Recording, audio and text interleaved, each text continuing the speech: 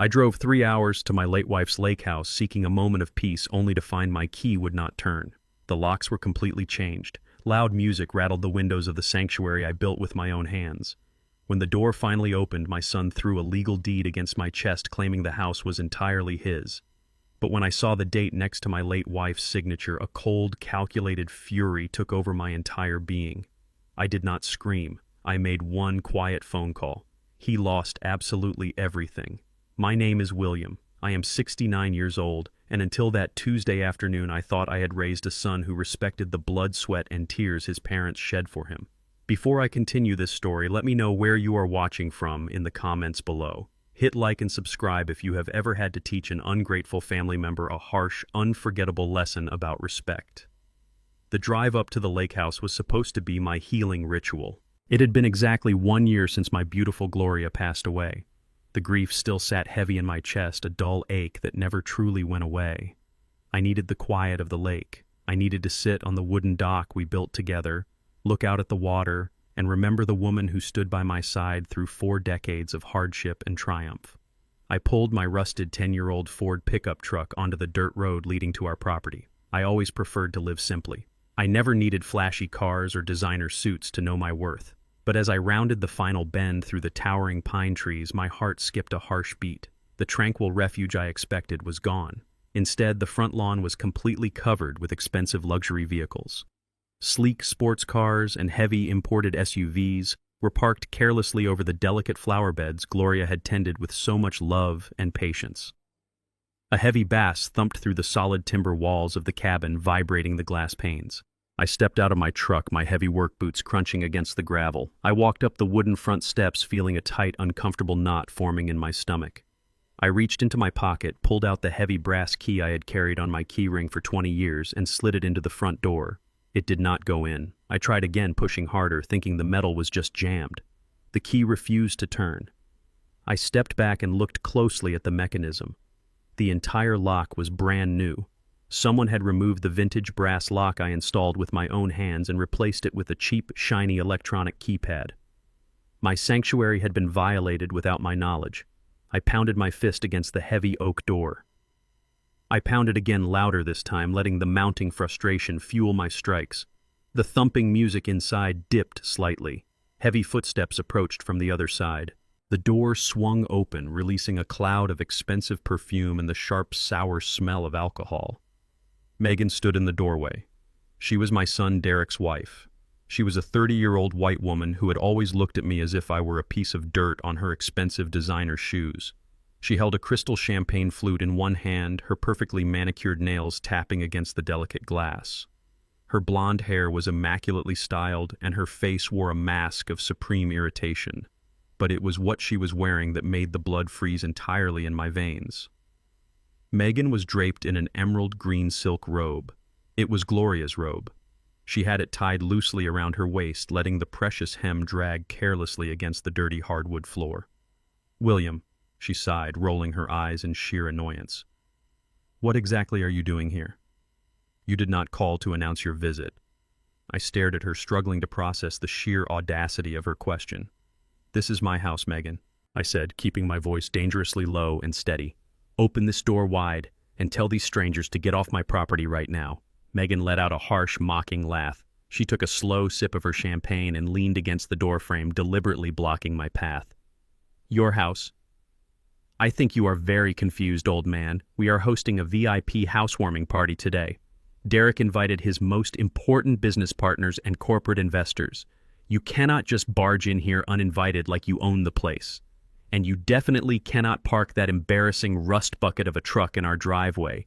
It is completely ruining the aesthetic of our event." I felt a massive surge of heat rise in my neck. The sheer disrespect was suffocating. I had paid for every single timber, every roofing nail, and every window pane in this cabin. I had worked until my hands physically bled to give my son a safe place to spend his summer vacations. Now this arrogant woman was treating me like an unwanted, pathetic trespasser. "Take off that robe," I demanded, my voice cutting sharply through the thumping music behind her. "You have absolutely no right to touch my late wife's personal belongings." Megan glanced down at the emerald silk and smirked with deep satisfaction. "Oh, this old thing, I found it stuffed in a dusty closet upstairs. It makes a decent party wrap for the evening. Do not be so incredibly dramatic, William. It is just a piece of old fabric. Now please leave before you embarrass Derek in front of his important friends. Just a piece of fabric." Her cruel words echoed loudly in my mind, igniting a cold, devastating rage that settled deep in my bones. She knew absolutely nothing about sacrifice. 40 years ago, I was a young black man working grueling double shifts at the local lumber yard. I was breaking my back for minimum wage in a world that handed me nothing but closed doors and exhausting labor. I saved every single extra penny I earned for 6 straight months just to buy that specific emerald green silk robe. It was my very first anniversary gift to Gloria. She cried beautiful tears when she opened the box. For the rest of her life, she treated that garment like a sacred treasure, only bringing it out to wear on our most special occasions. It represented our shared struggle, our survival, and our unwavering love for one another. Now this entitled, greedy woman was spilling cheap champagne on it, parading it around in front of drunken strangers as a twisted joke. I did not raise my voice. I did not yell or curse. The anger I felt was far too deep and dangerous for shouting. I simply stared at her, memorizing the cruel, arrogant twist of her smile. I planted my boots firmly on the wood, fully ready to push past her and clear the house of every single intruder myself. Before I could take another step forward, a large hand grabbed the door from the inside and pulled it wide open. Derek stepped out onto the porch, my own flesh and blood. The son I had sacrificed everything to raise and protect. He was wearing a tailored designer suit that I knew cost more than my first vehicle. He did not greet me.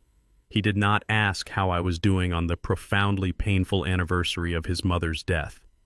He looked at me with a sickening mixture of annoyance and superiority. "Dad, you are causing a massive scene," he said sharply, adjusting his expensive tie.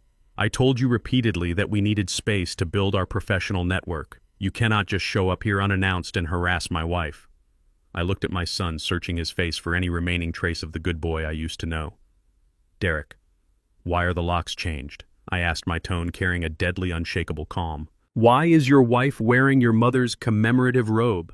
And why are you acting like you own the place I built with my bare hands?" Derek did not flinch or look away. He reached into the inner pocket of his expensive suit jacket and pulled out a crisply folded legal document. He stepped forward and shoved the paper directly against my chest, forcing me to take it from him. "Read it and leave, Dad," he commanded coldly. "It is already done." I unfolded the heavy parchment paper. The bold black letters at the top clearly stated it was a property deed transfer. I scanned the text rapidly, my eyes jumping over the dense legal jargon until I reached the ownership section. The document listed Derek as the sole and exclusive legal owner of the entire Lakehouse property. I flipped to the final page, searching for the authorization. There at the bottom of the page was a signature. It was Gloria's signature. My heart stopped beating for a terrifying fraction of a second. I recognized her unique cursive handwriting, although it looked strangely shaky and forced. But it was not the signature itself that made my breath catch violently in my throat. It was the date stamped right next to the dark blue ink. October 14th. I stared at the date, reading it over and over again to make sure my eyes were not deceiving me in the sunlight. Gloria passed away on October 17th. On October 14th, my beautiful wife was lying in an intensive care unit securely connected to a life support ventilator, trapped in a deep, medically induced coma. She could not open her eyes. She could not breathe on her own.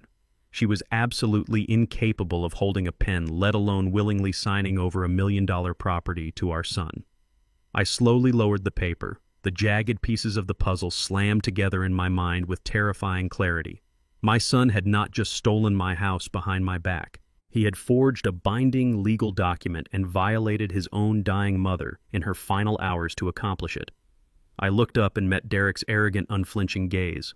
I did not scream. I carefully folded the forged deed, slipped it securely into my jacket pocket, and turned my back on them without another word.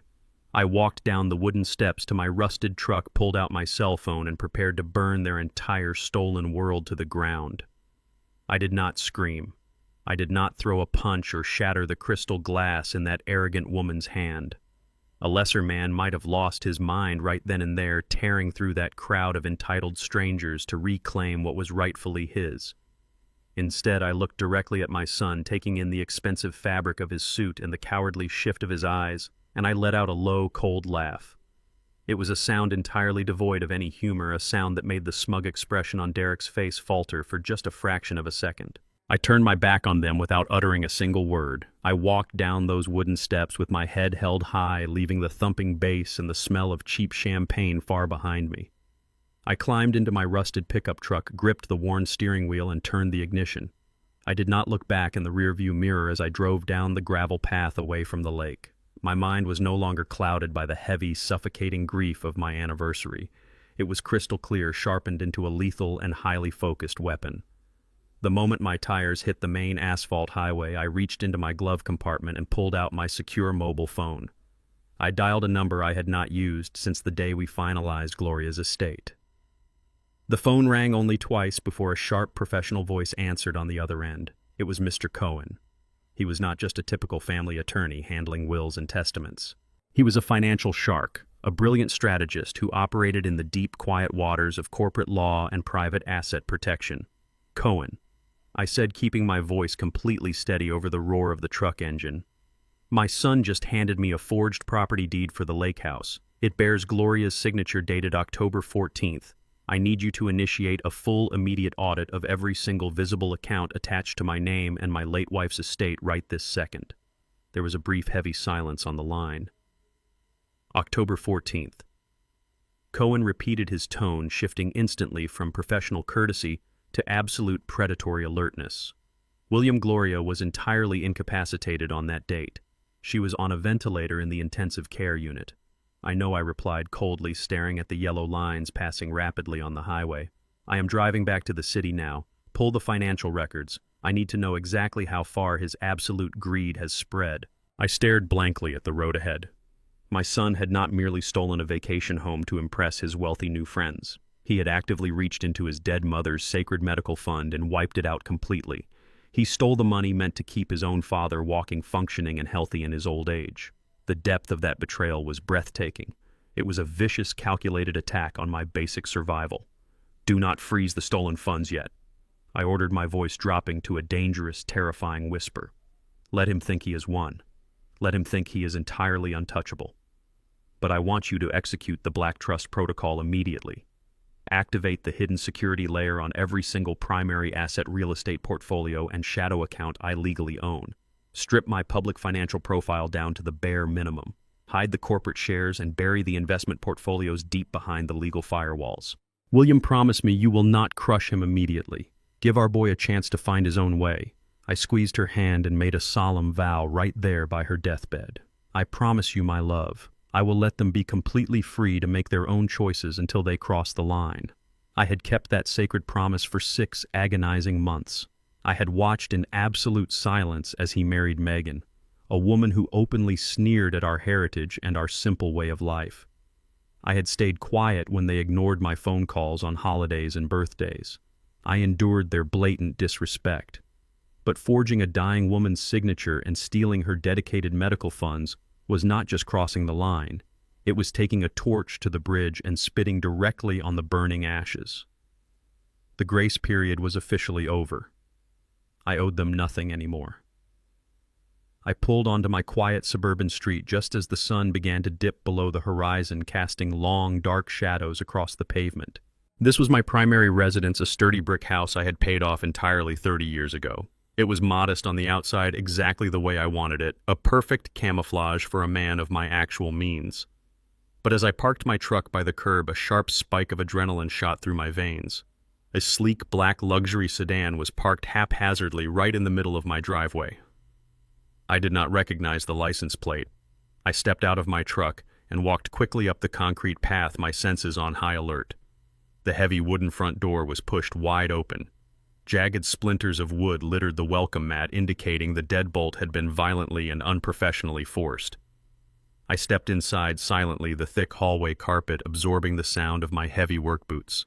The house was unnaturally quiet, but a faint metallic scraping noise echoed from the corridor leading to my private study. I moved through the familiar shadows of my own home, my breathing slow, deep, and perfectly controlled. I reached the edge of the study and peered carefully around the wooden doorframe. The room was in complete disarray. My personal files, photo albums, and tax documents were thrown carelessly across the hardwood floor, but my eyes locked instantly on the far wall. Derek was standing there sweating profusely, gripping a heavy steel crowbar in his hands. Standing right beside him was a tall, unfamiliar man wearing a pristine white medical lab coat and holding a leather clipboard. Together, they were actively and desperately prying open the heavy steel wall safe hidden securely behind my bookshelf. I stepped fully into the doorway, my heavy boots making a deliberate and solid thud against the hardwood floor. "What exactly do you think you are doing in my house?" I asked. My voice cut through the tense silence like a sharpened blade.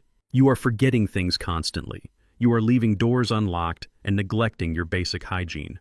Dr. Harrison is here to help us transition you into a secure full-time assisted living facility where you can be properly supervised by professionals. We are doing this because we love you. We are doing this to protect your assets and your overall well-being." They really thought I was a fragile, gullible old man. They honestly believed a cheap lab coat, a fake smile, and a few rehearsed medical terms would make me doubt my own sanity in my own home. I did not argue with their ridiculous performance. Instead, I reached slowly into my jacket pocket, pulled out my smartphone, and tapped the bright red button on my screen to start a high-definition video recording. I held the camera up, making absolutely sure to capture the broken safe, the dropped crowbar on the floor, and the pale, guilty faces of the two intruders standing in my study. "Let us get this official psychiatric evaluation strictly on the record," I said, taking a slow, highly calculated step toward the fake doctor. "Dr. Harrison, please look directly into the lens and state your full legal name. Following that, I need you to state your state medical board license number so I can verify your credentials with the authorities." The man swallowed hard, his Adam's apple bobbing visibly. He took a quick, panicked step backward until his shoulder blades hit my wooden bookshelf. "I am just an independent consultant," he stammered, raising his hands to cover his face from the camera lens. "This is a private family matter. I was told I was just observing a voluntary intervention. There is absolutely no private matter when you commit a felony home invasion," I replied, my voice booming through the confines of the study, echoing with decades of unchecked authority. "You are currently standing inside my private property alongside a man who just used a steel burglar tool to pry open my locked wall safe. That is breaking and entering in the first degree. That is attempted grand larceny. Furthermore, conspiring to falsely declare a competent senior citizen mentally unfit to steal his estate is a massive federal offense. I am keeping this camera rolling while I dial the police to report a violent home invasion." I pressed the keypad on my phone, letting the bright screen illuminate the dark room. The fake doctor did not hesitate for another second. His self-preservation instincts kicked in immediately. He dropped his clipboard directly onto the floor, shoved past Derek roughly, and sprinted down the hallway like a terrified animal. I heard his frantic footsteps hit the front porch, followed seconds later by the loud, screeching tires of a car speeding recklessly away down the suburban street. Derek stood, completely frozen, in the center of the room. He stared at the empty doorway where his hired accomplice had just fled his chest, heaving with panicked breaths. He turned to look at me, his eyes wide with a mixture of fear and embarrassment. "Dad, please put the phone down," he pleaded, holding his hands up defensively. "You do not understand the financial pressure I'm under right now. I was just trying to secure the family legacy before you made any rash decisions." "Get out of my house, Derek," I commanded, pointing my finger squarely toward the street outside. "You are no longer welcome under this roof. You have lost the right to call me your father." Derek opened his mouth to argue, perhaps to offer another pathetic excuse, but the cold, unwavering fury in my eyes made him snap his mouth shut. He grabbed his expensive designer jacket from the back of my leather reading chair and practically ran out the front door, leaving me entirely alone in the wreckage of my violated study. I lowered my phone and stopped the recording. The sudden silence of the empty house crashed down around me, thick and suffocating. I looked down at the discarded crowbar and the scattered personal documents littering my floor. A heavy, crushing wave of disappointment washed over my chest, squeezing my heart until it physically ached. I stood there and remembered the grueling winters 40 years ago. I remembered working back-to-back night shifts at the lumber yard, my hands blistered and bleeding, my back aching constantly just so I could pay the exorbitant tuition for Derek to attend a prestigious private academy across town. There were countless nights I lied to Gloria, telling her I had already eaten a hot dinner at work just so there would be enough meat on the table for our growing boy to have a second helping. I starved my own body to build a strong, educated, and honorable man. I wanted him to walk through doors that had been slammed shut in my face. Instead, I had financed a weak, greedy coward. A man who would hire a pathetic con artist to declare his own grieving father insane just to steal his retirement money and fund a fake lifestyle. The sheer pathetic nature of his blind ambition was almost harder to bear than the betrayal itself. He desperately wanted the fast track to wealth in high society, but he lacked the spine, the grit, and the character to actually work for it. I pushed the bitter memories aside and walked slowly toward the damaged wall safe. The heavy steel door hung awkwardly on its bent and twisted hinges. Derek had managed to pry it open just enough to reach his greedy hands inside before I interrupted them. I knelt on the floor, pushing aside my life insurance policies, my vehicle titles, and the stack of old tax returns they had carelessly tossed aside in their frantic search for liquid cash. None of those financial papers mattered to me right now. My hands moved frantically, feeling around the dark, dusty corners of the metal compartment. I was looking for one specific item, a small, faded navy blue velvet box. It was the box that held Gloria's antique diamond wedding ring. It was a flawless vintage piece passed down from her great-grandmother. It was the ring I had placed on her delicate finger the day we renewed our vows for our 30th anniversary, surrounded by our closest friends and family. It was the most sacred, irreplaceable possession in my entire life. It was the only physical piece of her legacy I had left to hold on to when the house felt too quiet.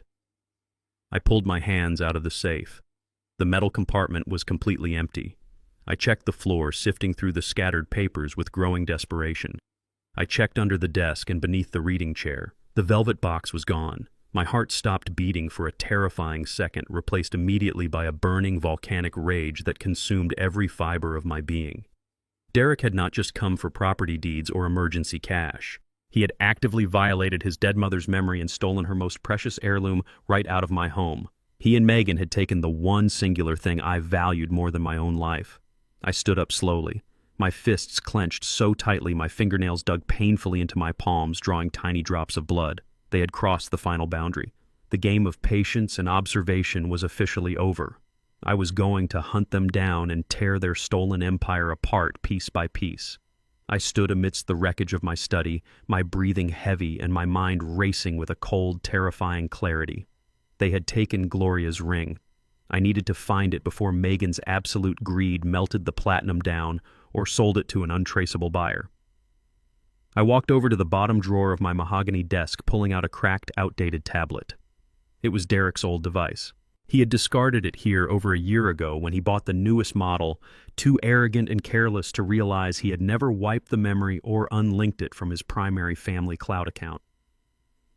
I plugged the tablet into the wall charger, waiting agonizing seconds for the bright logo to illuminate the dark room. I tapped the screen and opened the location tracking application. Derek was always incredibly reckless with his digital footprint. He shared his location constantly to show off his daily visits to expensive downtown restaurants and exclusive executive clubs. The blue dot representing his current phone was moving rapidly away from my suburban neighborhood, fleeing the scene of his crime. But I was not looking for Derek right now. I clicked on the device tab and selected the secondary phone tracker linked to his family account. Megan's phone. The blue dot representing my daughter-in-law was completely stationary. I zoomed in on the digital map, watching the street names sharpen into focus. She was parked downtown, right in the heart of the city's luxury commercial district. The exact location was a high-end estate buyer and vintage jewelry broker. It was a glorified pawn shop dressed up in velvet ropes and mahogany trim. She was trading my wife's legacy for quick, disposable cash. I grabbed my keys, locked the ruined front door of my house, and climbed back into my rusted truck. I drove through the heavy city traffic with reckless, singular focus. I ignored the blaring horns and yellow lights. I pulled up to the curb right outside the gleaming glass storefront of the jewelry broker. Megan's sleek white SUV was no longer parked outside. I had missed her by mere minutes. I pushed through the heavy glass doors, a sharp brass bell announcing my arrival into the pristine, heavily perfumed showroom. The shop owner was a slick, polished man in a tailored gray suit. He stood behind a brightly lit glass display counter, wiping a pair of designer sunglasses with a microfiber cloth. He looked up. his eyes immediately scanning my faded denim jacket, my calloused hands, and my heavy work boots. His professional smile dropped instantly into a flat line of profound condescension. "We are not currently buying scrap metal or bulk silver, sir," he said, completely dismissing my presence and turning back to his merchandise. I walked directly to the counter and slammed my heavy palms flat against the pristine glass, rattling the expensive watches inside. "I am not here to sell," I stated, my voice echoing sharply off the marble floors.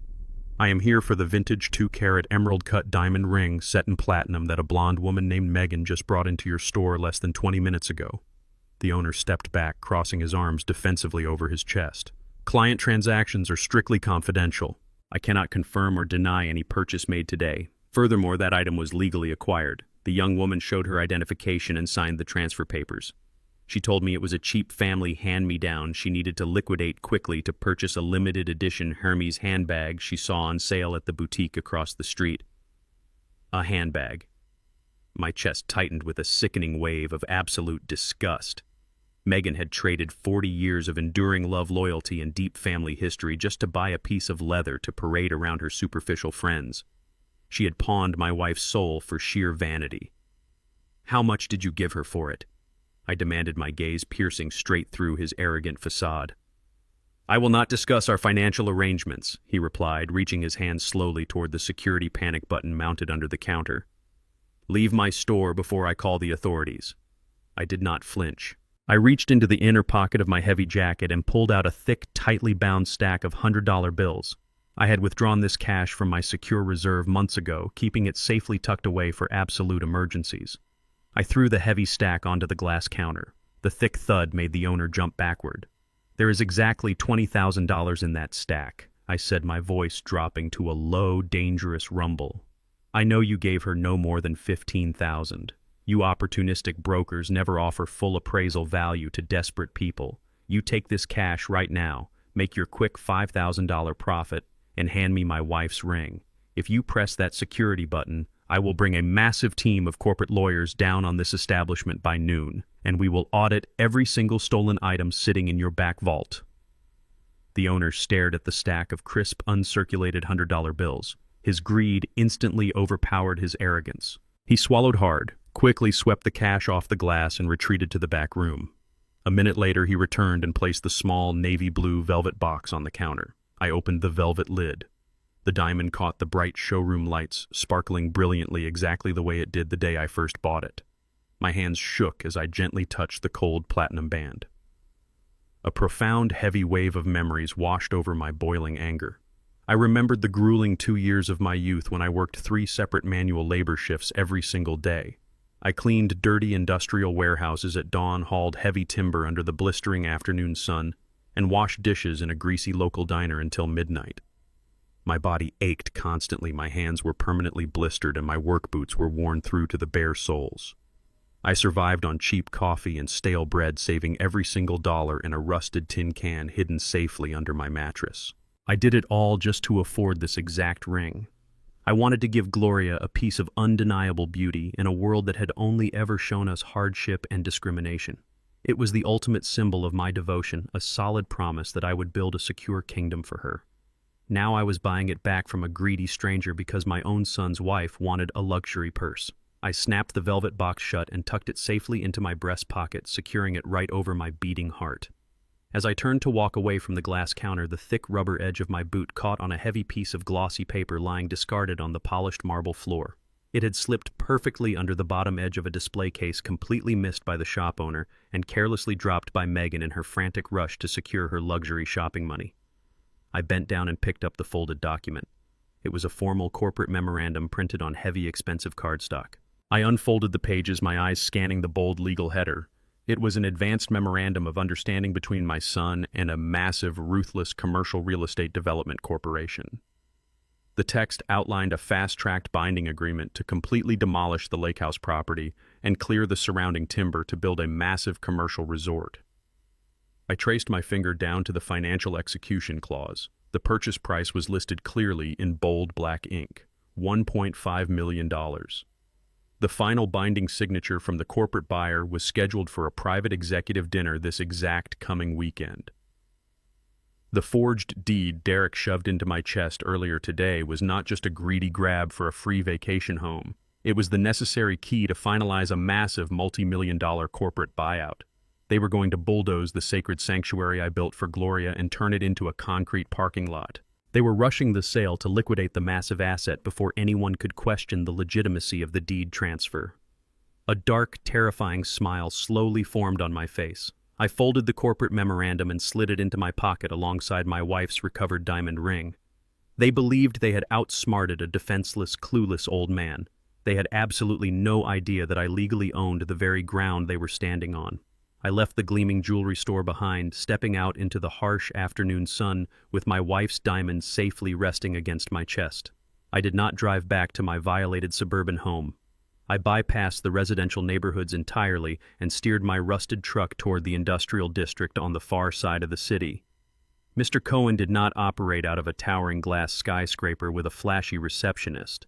His private office sat hidden behind a heavily reinforced steel door inside a renovated brick warehouse. It was a secure, unlisted location designed for absolute discretion. I bypassed the security keypad with my personal access code and walked down the dimly lit concrete hallway. Cohen was already waiting for me. He sat behind a massive oak desk, his fingers steepled, surrounded by stacks of thick legal binders. I reached into my jacket pocket, pulled out the crumpled corporate memorandum Megan had carelessly dropped, and threw it flat onto the polished wood. "Read this," I commanded, pulling up a heavy leather chair and sitting across from him. "I just recovered Gloria's wedding ring from a high-end pawn shop. My daughter-in-law sold it to buy a designer handbag. But that piece of paper is the real prize she left behind." Cohen adjusted his glasses and picked up the heavy cardstock. His eyes darted rapidly across the bold legal headers and the dense financial execution clauses. The silence in the room grew thick and heavy, punctuated only by the sharp rustle of the paper turning in his hands. He set the document down and let out a low, disbelieving breath. $1.5 million. He stated, his voice laced with professional shock. "Your son is finalizing a fast-tracked commercial buyout with Apex Development. They want to bulldoze the entire Lakehouse property and clear the surrounding timber to build a luxury corporate resort. According to this timeline, the final binding signature is scheduled for a private executive dinner this coming Saturday. Derek is moving with terrifying speed to liquidate the asset before the forged deed can be challenged in probate court." I leaned forward, resting my calloused hands on the edge of the oak desk. "Derek thinks he holds the ultimate winning hand," I said, my voice dropping to a dangerous, calculating rumble. "He thinks slipping a forged piece of paper past a corrupt notary makes him a millionaire overnight. He believes he stole my entire sanctuary." Cohen looked at me, a sharp, predatory smile slowly forming on his face. He reached into his bottom drawer and pulled out a heavy black binder secured with a combination lock. He punched in the numbers, opened the binder, and laid a pristine, notarized architectural map of the Lakehouse property flat on the desk. "Let us review the actual reality of the situation," Cohen said, tapping a silver pen against the blueprint. Derek forged his mother's signature on the residential deed. Legally, the local county records now show him as the sole owner of the physical wooden structure. He owns the walls, the roof, the windows, and the porch. However, Derek is a deeply arrogant and profoundly uneducated man. He never bothered to hire a real estate attorney to run a comprehensive title search. He assumed the house and the land were packaged as a single, indivisible entity. I stared at the blueprint, feeling a deep, powerful surge of satisfaction replacing the bitter sting of betrayal. "Exactly," I replied smoothly. "Gloria loved that cabin. I put her name on the residential deed because I wanted her to feel an absolute sense of ownership over the home we built together. But I never put her name on the dirt underneath it." Cohen traced his silver pen along the outer boundary lines of the map, outlining the vast acres of dense timber, the long winding driveway, and the private shoreline. 35 years ago, William U. established a private limited liability company entirely shielded from public records. That LLC legally purchased the bedrock, the soil, the private access road, the electrical grid connections, and the exclusive water rights to the dock. The wooden cabin simply sits on top of your earth. You lease the ground to the residential structure for $1 a year. Your son holds a forged deed to a floating wooden box. He has absolutely zero legal rights to the ground it sits upon. He cannot pave a parking lot. He cannot chop down a single pine tree. He cannot even legally walk down the driveway without your explicit corporate permission. The deed he holds is nothing but a hollow, worthless shell. I looked at the bold boundary lines, my mind drifting back to a painful, defining chapter of my youth. When I was 25 years old, I started my very first independent contracting business. I was a young, ambitious black man trying to carve out a legitimate piece of the American dream. I poured my entire life savings into purchasing a small commercial lot to build a supply warehouse. I trusted a slick, fast-talking white developer who handed me a thick stack of confusing paperwork. I signed it blindly, eager to start building. 2 months later, I discovered he had only sold me the rights to the dilapidated building on the lot while retaining full ownership of the commercial land beneath it. He immediately evicted me, seized my renovations, and left me completely bankrupt. I lost everything I had worked for because I did not understand the ruthless, hidden traps of real estate law. I swore on my life I would never be a victim again. I spent the next decade relentlessly studying property codes, corporate structuring, and asset protection. I learned to use brilliant lawyers like Cohen to build impenetrable legal fortresses around my family. I protected Gloria fiercely without ever burdening her with the complex, ugly realities of corporate warfare. My son grew up entirely shielded by my invisible armor, and now his sheer ignorance was going to destroy him. Cohen flipped to the final page of the developer's memorandum Megan had dropped. He highlighted a specific paragraph buried deep within the fine print of the execution clause. William looked closely at the terms of the commercial buyout, Cohen instructed, tapping the text emphatically. Apex Development is a massive, ruthless corporation. They do not play games with their investments. They require Derek to sign a legally binding guarantee that he holds clear, unencumbered title to the entire property, including the land and the water rights. They are rushing the deal to break ground by next month. I leaned in, reading the dense legal terminology carefully. My eyes locked onto the penalty clause. If the seller signs the final contract but fails to deliver absolute clear title to the land, they are in direct breach of a commercial agreement. Apex Development includes a massive punitive damages clause to cover their lost time architectural fees and delayed construction schedules. What is the exact penalty for a breach of contract, I asked, though I could already see the bold numbers printed on the page. Cohen pushed his glasses up the bridge of his nose, his eyes gleaming with clinical precision. If Derek signs this agreement on Saturday night and fails to produce the land deed, he will be personally and legally liable for a breach of contract penalty fee. The fine is exactly $300,000. It is payable immediately upon default. Apex will place a massive lien on every single asset he currently owns until the debt is satisfied. The silence in the secure office was absolute. The trap was laid out perfectly in front of me. Derek and Megan were busy picking out expensive champagne for their fancy executive dinner, completely unaware they were preparing to step onto a massive financial landmine. They thought they were securing a multi-million-dollar future, but they were actually signing their own financial death warrant. Cohen closed the black binder and looked at me seriously. William, I can draft a cease and desist order right now. We can file an emergency injunction with the county court by tomorrow morning. We can freeze the entire transaction, notify Apex Development about the forged deed, and stop your son from finalizing the sale before Saturday night. All you have to do is give me the word, and I will shut this entire operation down. I stood up slowly, adjusting the collar of my faded denim jacket. I felt the hard, reassuring shape of Gloria's velvet ring box resting safely against my chest. I thought about the sheer disrespect in Megan's eyes as she dragged my wife's sacred robe across the dirty floor. I thought about Derek breaking down my front door, hiring a fake doctor, and trying to throw his own father into a psychiatric ward just to steal my hard-earned peace. They wanted to play a ruthless game of corporate theft. I was going to show them exactly what a real predator looked like. I looked down at Cohen, my expression entirely devoid of mercy or hesitation. Do not file the injunction, I commanded, my voice echoing with terrifying, unshakable authority. Do not contact the developer and do not block the transaction. Let them walk into that fancy restaurant. Let them drink their expensive wine and shake hands with those corporate executives. Let them sign the contract. Saturday night arrived with a crisp, biting chill in the air. I parked my rusted Ford pickup truck down the street from Le Bernardin, the most exclusive Michelin-starred restaurant in the financial district. The glowing facade of the building radiated wealth, a fortress of glass and polished brass designed to keep people like me out. I did not wear a tuxedo. I wore the same faded denim jacket, heavy denim jeans, and scuffed leather work boots I wore to the lumber yard 40 years ago. I wanted them to see exactly who they were dealing with. I bypassed the valet, pushed through the heavy revolving doors, and stepped onto the plush, sound-absorbing carpet. The maitre d' stepped forward immediately, his eyes scanning my worn clothes with practiced disdain, preparing to escort me back to the street. I did not break my stride. I looked directly into his eyes with a cold, unyielding authority that made him freeze in his tracks, stepping aside without uttering a single word.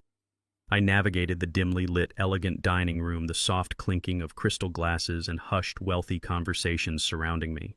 I spotted them in the private glass-enclosed VIP section at the back of the restaurant. Derek and Megan were seated across from three older, distinguished men in sharp Italian suits, the executives from Apex Development. A bottle of vintage champagne rested in a silver ice bucket. Derek was holding up a crystal flute, a smug, victorious smile plastered across his face as he prepared to offer a toast. I pushed the glass door of the private room open. The heavy hinges made a soft but distinct click. Megan was the first to see me. The triumphant smile vanished from her face, instantly replaced by a mask of absolute horror and vicious, unrestrained fury. She slammed her champagne flute down on the pristine white tablecloth, the expensive liquid spilling over the edges. "What in the world are you doing here?" she hissed, her voice sharp and loud enough to draw the attention of the surrounding tables. She turned immediately to the Apex executives, waving her hand dismissively in my direction.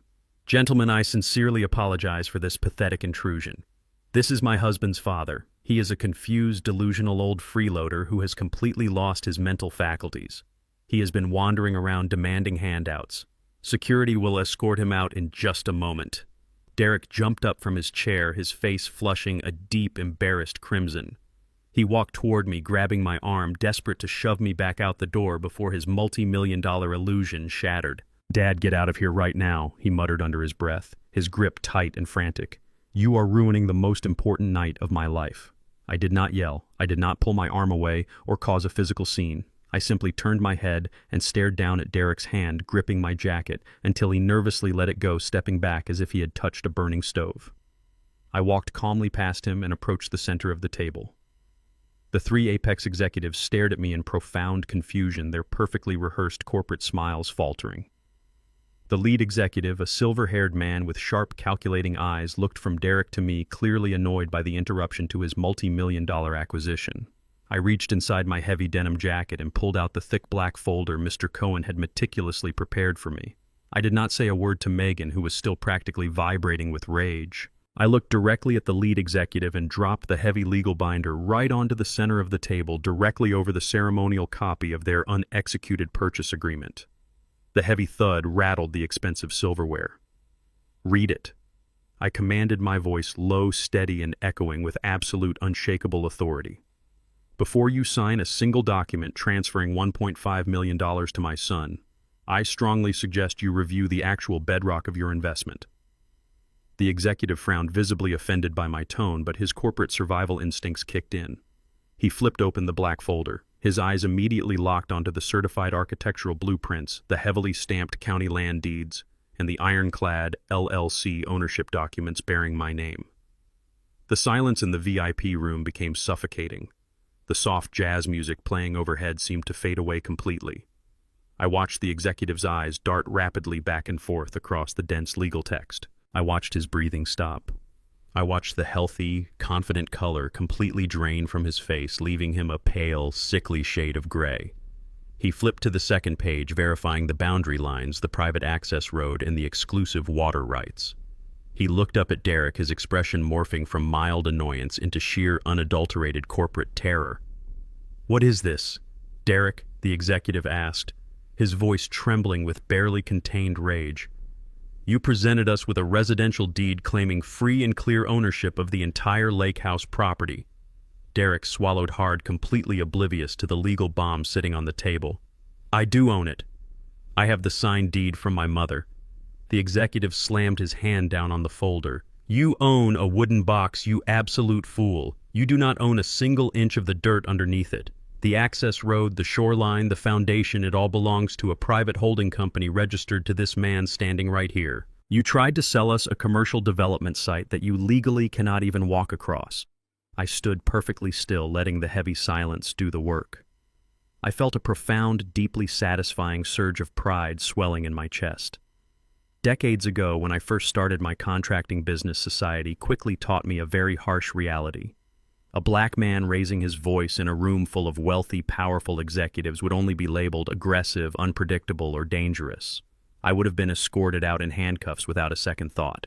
So I learned a completely different kind of power. I learned the cold, absolute violence of corporate law, asset protection, and ironclad contracts. I learned that true power does not need to shout or throw punches. True power stands quietly in the room while the numbers, the legal stamps, and the undeniable facts absolutely crush your opponents into dust. I did not need to hurl insults at Megan. I did not need to scream at my son for his betrayal. I simply placed the undeniable legal reality on the table and let it suffocate their greedy, arrogant dreams. Cohen had armed me perfectly. My silence was a fortress they could not breach, and their own ignorance was the exact weapon that was currently destroying them. The lead Apex executive stood up so violently his heavy mahogany chair tipped over and crashed onto the floor. He glared at Derek with a look of absolute venomous hatred. "You arrogant, incompetent fraud," the executive spat, his voice shaking with fury. "We mobilized our entire architectural firm. We secured municipal zoning permits. We diverted millions in liquid capital based on your fraudulent representation of clear title." He reached across the table, grabbed the ceremonial copy of the $1.5 million purchase agreement, and violently tore it right down the middle, tossing the shredded pieces directly into Derek's face. "We are exercising the penalty clause effective immediately. You are in direct, catastrophic breach of contract. You owe Apex Development $300,000 in punitive damages, and I expect the wire transfer by Monday morning. If that money is not in our accounts, our legal team will place a massive lien on every single asset you possess and bankrupt you into the ground." The executive stormed out of the private room without looking back. Megan's entire fake, luxurious world shattered in an instant. The reality of a $300,000 debt crashed down on her. She completely lost her mind. Her face contorted into a mask of pure, unhinged madness. "You ruined everything, you miserable old man," she screamed, her voice cracking hysterically. She lunged across the dining table, her hands hooked into claws, desperately trying to slap my face and tear at my clothes. Glasses shattered and silverware scattered across the room. I did not even flinch. Before her manicured nails could reach me, two massive restaurant security guards, already alerted by the shouting, burst through the glass doors. They intercepted Megan mid-lunge, grabbing her arms and dragging her backward. She thrashed wildly in her expensive designer dress, kicking and screaming obscenities as they hauled her out of the VIP room. Derek stood frozen, staring at the torn contract on the floor, his breathing shallow and panicked. I casually adjusted the collar of my denim jacket, looked at my son's completely broken reality, and walked calmly out of the restaurant, ready for the next phase of their absolute destruction. The morning sun had barely crested over the neighborhood trees when the violent pounding began. I was sitting at my kitchen table sipping a black coffee and watching the steam rise into the quiet air. My sanctuary had already been violated once this week, so the heavy, frantic thuds echoing off my front door did not startle me. I knew exactly who was standing on the porch. Before I could even stand up to unlock the deadbolt, the heavy oak door flew open with a sickening crack. The wood splintered violently around the frame, the metal lock breaking under the force of a desperate kick. It was a testament to sheer, unadulterated panic.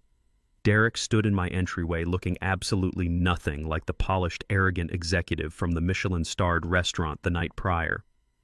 His designer suit was deeply wrinkled, his expensive tie was missing, and dark, exhausted bags hung heavily under his bloodshot eyes. He stormed into my kitchen, breathing like a cornered animal, and slammed a thick stack of blank transfer deeds right onto my kitchen table, knocking over my coffee mug.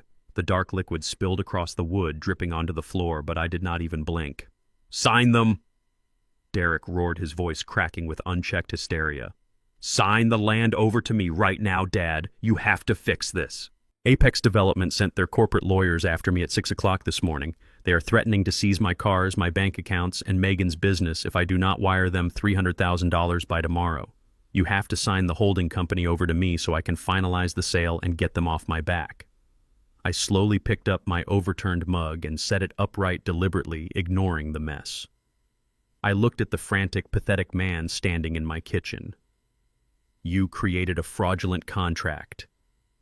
I stated, my voice completely devoid of sympathy. You forged your dying mother's signature to steal a house you had no right to claim. You walked into a corporate boardroom and lied to ruthless investors. Now the bill for your arrogance has come due. I will not sign a single document to save you from the consequences of your own absolute greed. Derek stared at me, his chest heaving as he struggled to catch his breath. The desperate pleading look in his eyes suddenly vanished, replaced by a cold, malicious darkness that I had never seen in him before. The panic subsided into a twisted, arrogant smirk. He reached into his wrinkled jacket pocket and pulled out a thick manila envelope, tossing it onto the table right beside the blank deeds. I knew you would be stubborn, Derek sneered, his tone dripping with venom. I knew you would try to act high and mighty, but you are forgetting one very important detail, Dad. You are just a frail, retired old man, and I am the son desperately trying to protect you from your own deteriorating mind. I looked down at the envelope. I did not need to open it to know exactly what kind of poison it contained. What did you do, Derek? I asked, my voice dangerously flat. I went to a judge first thing this morning, Derek replied, crossing his arms over his chest in a pathetic display of dominance. I presented a sworn psychiatric affidavit signed by Dr. Harrison, the same doctor you threatened and chased out of this house. He documented your extreme paranoia, your aggressive tendencies, and your complete inability to manage your own basic daily affairs. Based on his expert medical testimony, a county judge granted an emergency temporary guardianship order. Effective as of 1 hour ago, every single bank account registered to your public social security number has been legally and completely frozen. I remained perfectly still in my chair, absorbing the sheer magnitude of his sinister move.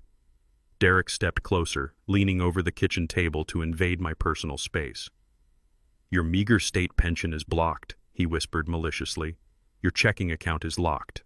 Your basic credit cards will decline at every single terminal in the city. You cannot buy groceries. You cannot pay for your electricity. You cannot even afford a gallon of gas for that rusted truck sitting in your driveway. You are completely and utterly cut off from the world. He was utilizing the legal system to choke the life out of me. He truly believed my entire financial existence was limited to a monthly government check and a modest savings account. He thought he had severed my only lifeline, cutting off my air supply to force my hand. I looked at the legal injunction resting on my table, and a slow, bitter smile crept across my face. It was not a smile of defeat, but of profound, heartbreaking realization. I looked up at the man standing before me, tracing the familiar lines of his face, searching for the boy I once loved so fiercely. When Derek was just 10 years old, the local economy crashed. The lumberyard cut my hours in half. We had barely enough money to keep the heat on during the freezing winter months. But Derek had earned a spot in an expensive, prestigious preparatory school program, and he needed a proper uniform and daily lunch money to fit in with the wealthy children. For 3 straight years, I literally starved myself. I skipped breakfast and ate nothing but stale crackers for lunch, enduring sharp, blinding stomach pains every single afternoon just so I could hand my son a crisp $10 bill every morning. I sacrificed the basic nourishment of my own body to ensure he never felt inferior. Now, decades later, that same son was weaponizing a corrupt legal system to intentionally starve his father to death. He wanted to watch me suffer, hoping hunger and desperation would force me to surrender my dignity and my land to pay off his corporate debts. Derek mistook my bitter smile for the terrified realization of a defeated old man. He tapped the stack of blank deeds with his index finger, his arrogance swelling to an unbearable peak. You have exactly 3 days before the food in your refrigerator runs out and the utility company shuts off your power, Derek taunted, turning his back on me and heading toward the splintered front door. I will be back on Monday morning. You can either sign the land over to me so I can sell it to Apex, or you can sit in the dark and starve. The choice is entirely yours, old man. He stepped out of the house and slammed the broken door behind him. I sat in the quiet of my kitchen, listening to the aggressive roar of his engine as he sped away down the suburban street. He was so confident in his victory. He thought he had checkmated a helpless pensioner. I did not panic. I did not shed a single tear for the son I had officially lost. I reached into my pocket and pulled out my secure mobile phone. I dialed my attorney's private line, the heavy silence of the house wrapping around me like a protective cloak. Cohen. I said, my voice resonating with an absolute terrifying calm. Derek just executed a temporary guardianship order using the fraudulent psychiatric evaluation. He has officially frozen my public checking accounts and locked my state pension cards. I am seeing the alerts on the public registry now, Cohen replied smoothly, unbothered by the supposed crisis. Should I file the counter motion to destroy the doctor's credentials and lift the freeze? No, I commanded, staring at the spilled coffee on my table. Let him have his illusion of control. Let the pension cards stay locked permanently and throw away the key. It is time to execute the final protocol. Open the Black Trust. Cohen did not hesitate. He simply typed a highly complex sequence of commands into his secure terminal. The screen flashed a brilliant green, unlocking a financial fortress I had kept buried and untouched for 3 decades. My son honestly believed my entire life amounted to splinter sweat and a meager state pension. He thought I was nothing but a tired, uneducated old man who swung a heavy hammer until his back gave out. He was completely wrong. 30 years ago, after I was swindled out of my first commercial lot, I realized that working with my hands would only buy me basic survival, not true power. So I took every single dollar I saved from my manual labor and bought a quiet 5% stake in a struggling local lumber supplier. Over the decades, that small supplier grew into a massive multi-state building materials supply chain. I never put my name on the headquarters building. I never attended the flashy corporate galas or posed for business magazines. I remained a completely silent shareholder, operating exclusively through offshore holding companies and impenetrable legal trusts, while Derek was busy taking out massive loans to buy designer suits and luxury cars to impress people who fundamentally despised him. My corporate dividends were quietly compounding in the dark. The Black Trust was the ultimate repository of that invisible empire. It held exactly $12 million in highly liquid, untraceable capital. It was an absolute financial weapon waiting patiently in the shadows for the day I needed to protect my family. Now I was going to use it to utterly destroy the monsters who had infiltrated my bloodline. I drove my rusted pickup truck away from my ruined house and headed straight to the private underground parking garage of Cohen's office building. As I rode the secure elevator up to the executive suite, my personal cell phone buzzed violently in my jacket pocket. I pulled it out and saw a text message from an unknown number. I knew immediately it was Megan. She could not resist the urgent, toxic need to gloat over her perceived victory. The message was dripping with her usual arrogant cruelty. "Are you enjoying the dark, William? Have you started digging through the neighborhood trash cans for your dinner yet? Derek said your accounts are locked tight. You should have just signed the house over when you had the chance. Enjoy the hunger." I stared at the glowing screen. She was actively mocking a man she genuinely believed was starving to death in a cold, empty house. I did not reply. I did not give her the satisfaction of a reaction. I simply slipped the phone back into my pocket and walked through the heavy steel doors of Cohen's office. Cohen was waiting with a steaming cup of black coffee and a thick stack of financial portfolios spread across his polished mahogany desk. I sat down and placed my hands flat on the table, my mind completely focused on the execution of my strategy. Derek and Megan have built their entire glamorous lifestyle on a fragile mountain of debt, I stated coldly. They do not own a single thing. They lease their luxury cars, they finance their designer clothes, and they mortgage their fake success. I want to buy every single piece of their debt right now. Cohen nodded slowly, his fingers flying rapidly across his encrypted keyboard. He pulled up their public credit profiles, property records, and corporate filings. "It is all right here," William Cohen confirmed, adjusting his glasses as he read the glowing data. "Derek has a massive high-interest balloon mortgage on his downtown penthouse. He leases both the Porsche and the Mercedes. Megan took out a substantial commercial loan to open her upscale beauty salon, using the expensive salon equipment as her primary collateral. Their personal credit cards are absolutely maxed out to the limit. They are barely treading water, living paycheck to paycheck, just to cover the minimum interest payments. Buy it all, I commanded without a shred of hesitation. Contact the primary lenders, the mortgage holders, and the commercial banks. Use the liquid capital from the Black Trust. Offer them a lucrative premium to purchase the debt portfolios and transfer the promissory notes directly to my holding company immediately. Do not leave a single penny unaccounted for." As Cohen began executing the massive wire transfers and contacting the lending institutions, my mind drifted back to the man who taught me how to truly survive in this ruthless world. His name was Robert, the original owner of the lumber yard where I broke my back in my early 20s. Robert was a quiet, unassuming man who drove a beat-up sedan and wore patched denim overalls, yet he owned half the commercial real estate in our entire county. He pulled me aside one evening after a brutal 14-hour shift and gave me the most important lesson of my life. William Robert had said, his voice raspy from sawdust and age. New money shouts, but old wealth whispers. Fools use money like a megaphone to announce their presence to strangers and inflate their fragile egos. Smart men use money like a surgical scalpel. You keep it hidden, you keep it sharp, and you only bring it out when you need to cut out a cancer. I took Robert's profound wisdom to heart. I built my empire in absolute silence. I let Derek and Megan mistake my humility for weakness, allowing them to hang themselves with their own arrogance. The heavy industrial printer in the corner of Cohen's office whirred to life, spitting out dozens of pages of thick, legally binding contracts. Cohen gathered the warm papers, stamped them firmly with his official notary seal, and slid the massive stack across the mahogany desk toward me. He handed me a heavy gold pen. I signed my name over and over again, each stroke of the ink representing another heavy nail in the coffin of their fake, luxurious world. The entire aggressive buyout process took less than 2 hours. Wealth moves incredibly fast when there is absolutely no limit to the capital backing it. Cohen closed the final leather folder and looked up at me, a sharp, dangerous smile resting on his face. "It is completely done, William," he announced smoothly.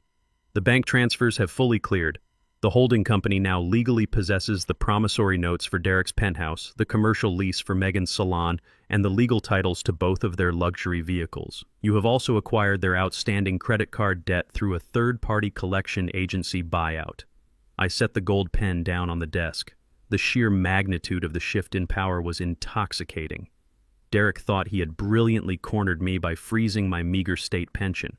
He thought he had starved me into submission by locking me out of a few $1,000s. He had absolutely no idea that he had just handed the keys to his entire existence over to his worst enemy.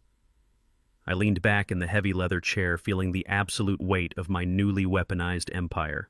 From this exact second forward, my son and his cruel wife owned absolutely nothing. I was their landlord. I was their bank. I was the absolute master of their financial survival. I was officially the sole legal creditor of Derek and Megan, and I was preparing to call in every single debt they owed. The morning sun beat down on the floor-to-ceiling glass windows of Megan's upscale beauty salon located in the most expensive commercial district in the entire city.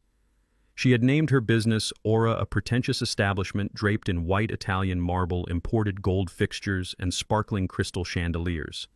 It was a place deliberately designed to make average, hardworking people feel deeply inferior the moment they stepped through the heavy glass doors.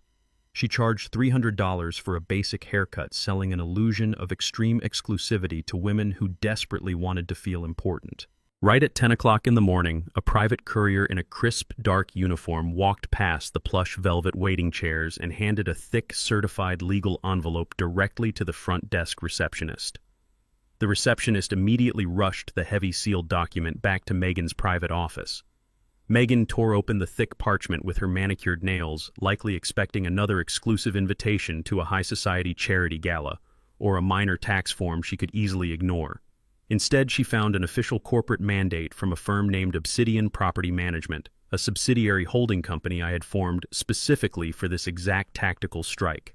The bold, undeniable legal text laid out a catastrophic financial reality. The document formally notified her that the commercial building she operated in had undergone an immediate and total change in ownership. Under the aggressive restructuring clauses hidden deep within the fine print of her original lease agreement, her monthly rent was instantly increasing by 300%. Furthermore, the massive commercial loan she had used to purchase her expensive laser machines, imported salon chairs, and premium product inventory had been completely acquired by the new management firm. Due to extreme high-risk financial markers suddenly appearing on her joint marital credit profile, the new holding company was calling the loan. The document demanded immediate and full repayment of the outstanding balance within 48 hours. Failure to comply would result in the immediate seizure of all physical assets inside the salon and a full permanent padlocking of the commercial premises. The sterile, quiet air of her luxury office shattered as she read the numbers printed in bold black ink. Her perfectly manicured fingers crushed the expensive cardstock. The glittering empire she projected to the world was suddenly collapsing under the crushing weight of a single piece of paper. Megan did not pause to consult a financial advisor or rationally evaluate the devastating legal documents sitting on her desk. She snatched her expensive smartphone with shaking hands and aggressively dialed the toll-free corporate number printed at the very top of the management letterhead. She intended to unleash a massive storm of verbal abuse, fully expecting to terrorize some low-level customer service representative into reversing the financial mandate. She had absolutely no idea that the phone call was being routed directly to a highly secure communication terminal inside Mr. Cohen's underground office. I sat calmly in the heavy leather chair, staring at the flashing green light on the digital console as the incoming call chimed. Cohen nodded silently and engaged a sophisticated audio modification program on his computer. The software immediately deepened my voice, masking my natural tone with a cold, synthesized, and untraceable metallic resonance. I pressed the answer button and let the secure line open. Obsidian Property Management. I stated, my modified voice sounding like a ruthless, faceless corporate entity completely devoid of any human empathy. State your account number. Megan did not bother with any professional formalities. Her voice erupted through the office speakerphone in a shrieking, unhinged tirade. "Do you have any earthly idea who you are dealing with?" she screamed, the shrill pitch of her voice echoing sharply within the quiet confines of the room. "I am the owner of this establishment. You cannot just buy a commercial building and raise the rent by 300% in a single morning. You cannot call my business loan out of nowhere. I am married to a highly successful executive. We are closing a multi-million-dollar real estate deal this exact weekend. I have a massive team of ruthless corporate lawyers who will sue your pathetic management company into absolute bankruptcy for harassment and illegal breach of contract." I listened to her frantic, desperate threats, my expression completely unmoved by her tantrum. "Your original commercial lease contained a standard variable rate clause triggered by a transfer of primary ownership," I replied smoothly, reading directly from the highlighted legal text Cohen had placed right in front of me. "Your commercial loan explicitly outlined an acceleration clause based on plummeting credit scores and defaulted secondary mortgages attached to your spouse. You are classified as a high-risk liability. You will pay the new rental rate and you will satisfy the loan in full within 48 hours, or our security teams will arrive to chain your doors and confiscate your equipment. You have absolutely no legal standing to fight this." Megan gasped loudly over the speaker, her breathing turning jagged and frantic as the cold, undeniable reality of my words slammed into her fragile ego. I listened to her hyperventilate through the speaker, feeling a profound sense of justice taking root in my chest. Megan was the absolute embodiment of dangerous vanity and extreme arrogance. She deeply despised the working class. I remembered the Thanksgiving dinner where she openly mocked my calloused hands and my faded denim jacket, blissfully unaware that those very hands had built the financial foundation her husband stood upon. She had constructed her entire glittering beauty empire purely on mountains of toxic debt and massive commercial loans she could never actually afford.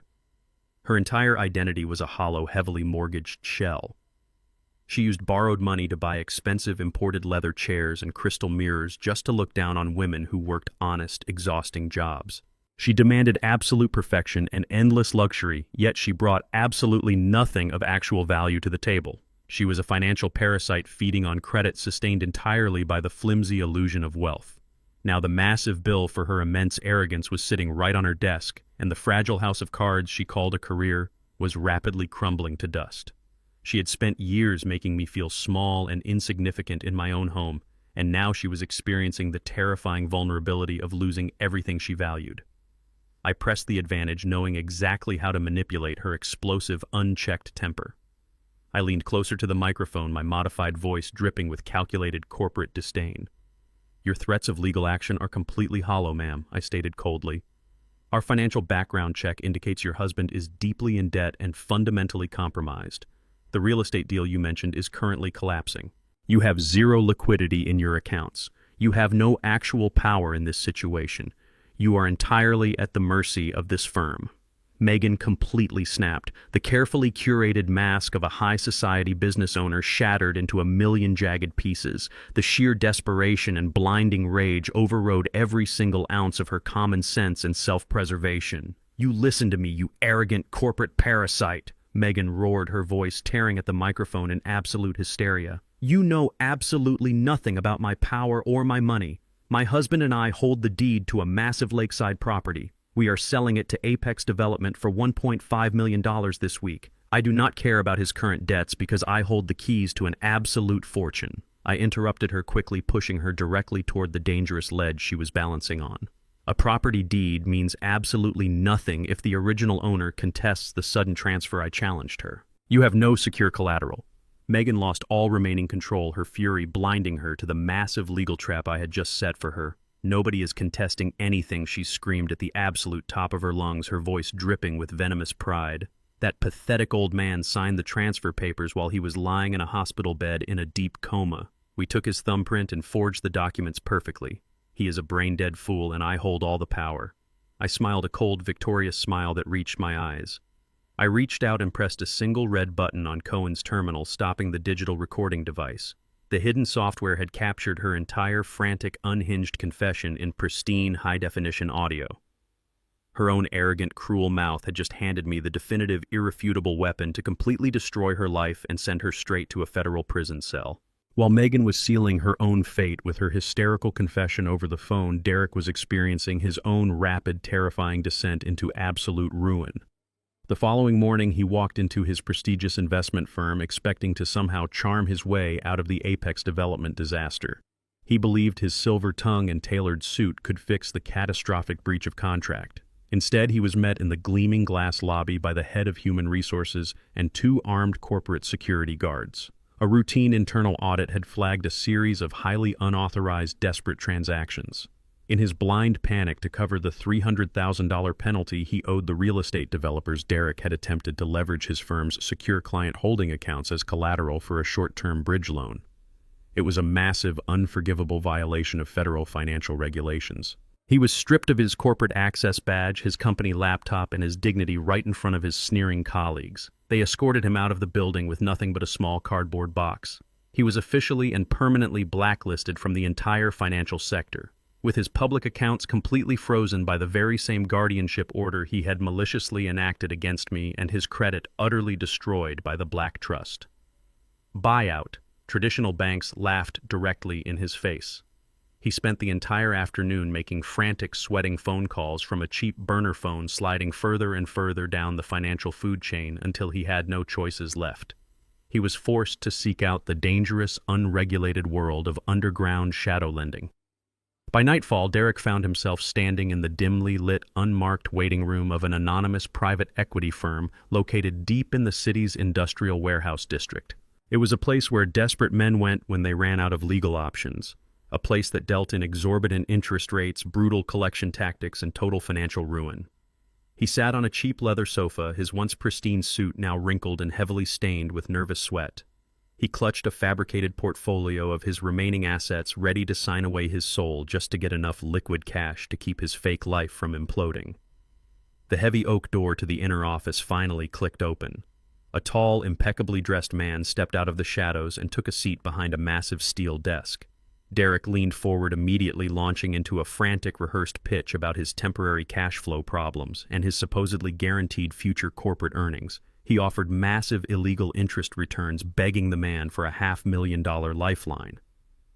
The director sat in absolute silence, letting Derek completely exhaust himself with his pathetic lies. Then the man leaned forward into the overhead light, pushing his silver-rimmed glasses up the bridge of his nose. It was Mr. Cohen, my brilliant, ruthless attorney.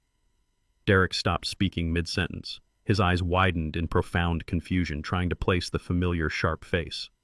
Cohen did not offer a polite greeting. He opened a thick black binder and began reading Derek's disastrous financial portfolio aloud. He detailed the exact amount of the Apex penalty, the fraudulent corporate leverage, and the staggering credit card debt. Derek felt the last remaining oxygen leave the room. He realized he was not sitting across from a gullible loan shark. He was sitting across from the executioner. I watched the entire pathetic encounter unfold through a live encrypted video feed from the safety of Cohen's secondary office. A cold, profound sadness washed over my chest, mingling heavily with the absolute necessity of this harsh lesson. I looked at the high-definition monitor and saw a hollow, broken shell of a man. Just days ago, Derek was parading around the Lakehouse in $3,000 Italian suits, sneering at my faded denim jacket and my calloused hands. He had stood in my living room with his chest puffed out, demanding I hand over my property, treating his own father like a useless, obsolete burden that needed to be locked away in an asylum. Now he was literally trembling in a dark warehouse, pleading and begging for dirty money to save his superficial, arrogant ego. He had sold his soul entirely to the illusion of high society. He prioritized luxury car keys and Michelin star dinners over honor, hard work, and fundamental family loyalty. He had chosen the path of a thief, and now he was reaping the exact harvest he had sown. Cohen closed the black binder with a sharp, echoing snap that made Derek jump violently in his chair. "I am not going to authorize this loan." Derek Cohen stated, his voice a perfect instrument of corporate lethality. "In fact, no financial institution, legal or otherwise, will ever lend you another dime." Derek's face crumpled in absolute panic. Why, he pleaded, his voice cracking. "I have collateral. I have the downtown penthouse. I have the Porsche. I just need 1 week to liquidate my assets and pay you back." Cohen slid a single legally stamped document across the cold steel desk. "You have absolutely nothing," Cohen corrected him smoothly. "As of yesterday afternoon, every single piece of your outstanding debt was purchased by a private holding company. Your massive credit card bills, your luxury vehicle leases, and the balloon mortgage on your penthouse are all currently owned by a single highly aggressive creditor. By losing your executive employment today and engaging in documented corporate fraud, you have automatically triggered the universal default clauses hidden deep in the fine print of every single one of those contracts. The new creditor is calling in all the debts simultaneously, effective immediately." Derek stared at the paper, his hands shaking so violently he could barely hold it. He recognized the imposing black logo of Obsidian Property Management at the top of the page. "Who is the creditor?" Derek choked out, the reality of his doom finally crushing his lungs. Cohen stood up, towering over my broken son. "That is entirely irrelevant to your immediate survival," Cohen replied. "What is relevant is that you are in catastrophic, irreversible default. I am formally notifying you that a licensed repossession team will be arriving at your luxury building at exactly 2 o'clock tomorrow morning. They are taking the Porsche. They are taking the Mercedes. And a team of armed sheriff's deputies will be enforcing an immediate, unappealable eviction from your penthouse. You have until tonight to pack whatever fits into a cardboard box before you are thrown permanently onto the street." At exactly 2 o'clock in the morning, the pristine enforced silence of Derek's exclusive downtown high-rise was violently shattered. The heavy grinding roar of industrial diesel engines echoed through the narrow urban canyon as 3 massive heavy-duty tow trucks rolled aggressively onto the polished cobblestone driveway. Flashing amber strobe lights painted the towering glass facade of the luxury building in harsh warning colors. A highly coordinated team of licensed repossession agents and armed county sheriff's deputies marched directly past the bewildered night concierge carrying thick stacks of court-ordered foreclosure mandates. They did not pause to explain themselves or wait for permission. They moved with the cold, absolute efficiency of a corporate execution.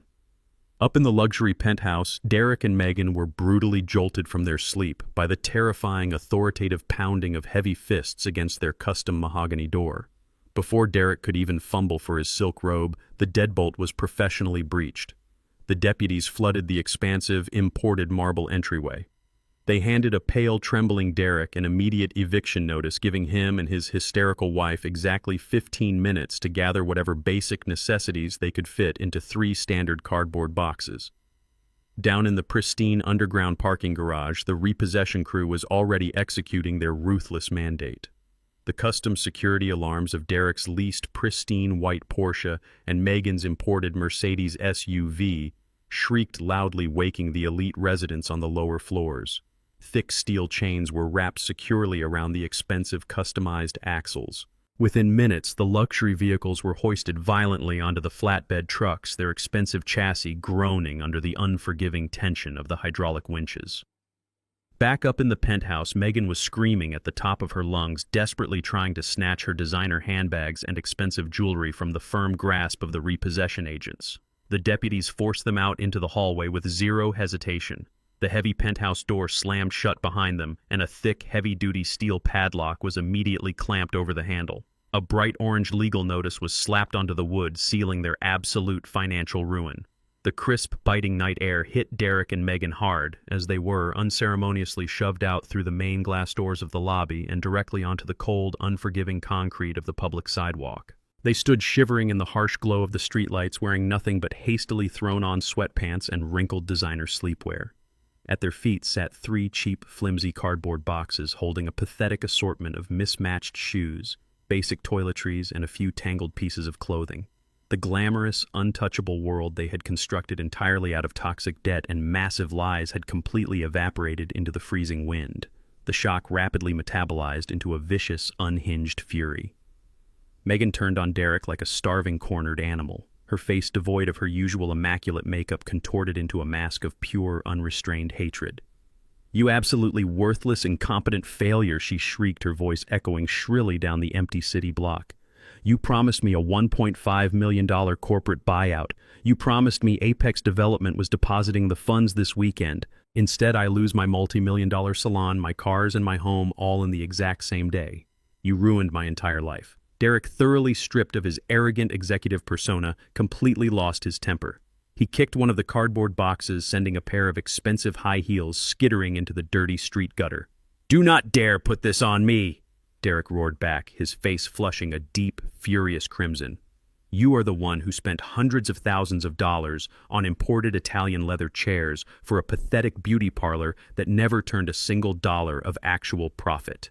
You maxed out 6 different credit cards to buy designer purses to impress women who secretly despise you. You dragged me into this massive mountain of debt just to feed your massive, endless vanity."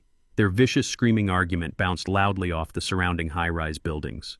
Across the street, the heavy glass doors of an exclusive late-night executive club opened. A group of wealthy elite socialites dressed in sharp tuxedos and glittering evening gowns stepped out onto the curb. They stopped and stared openly at the humiliating spectacle unfolding on the sidewalk. Several of Derek's former corporate colleagues were among the crowd.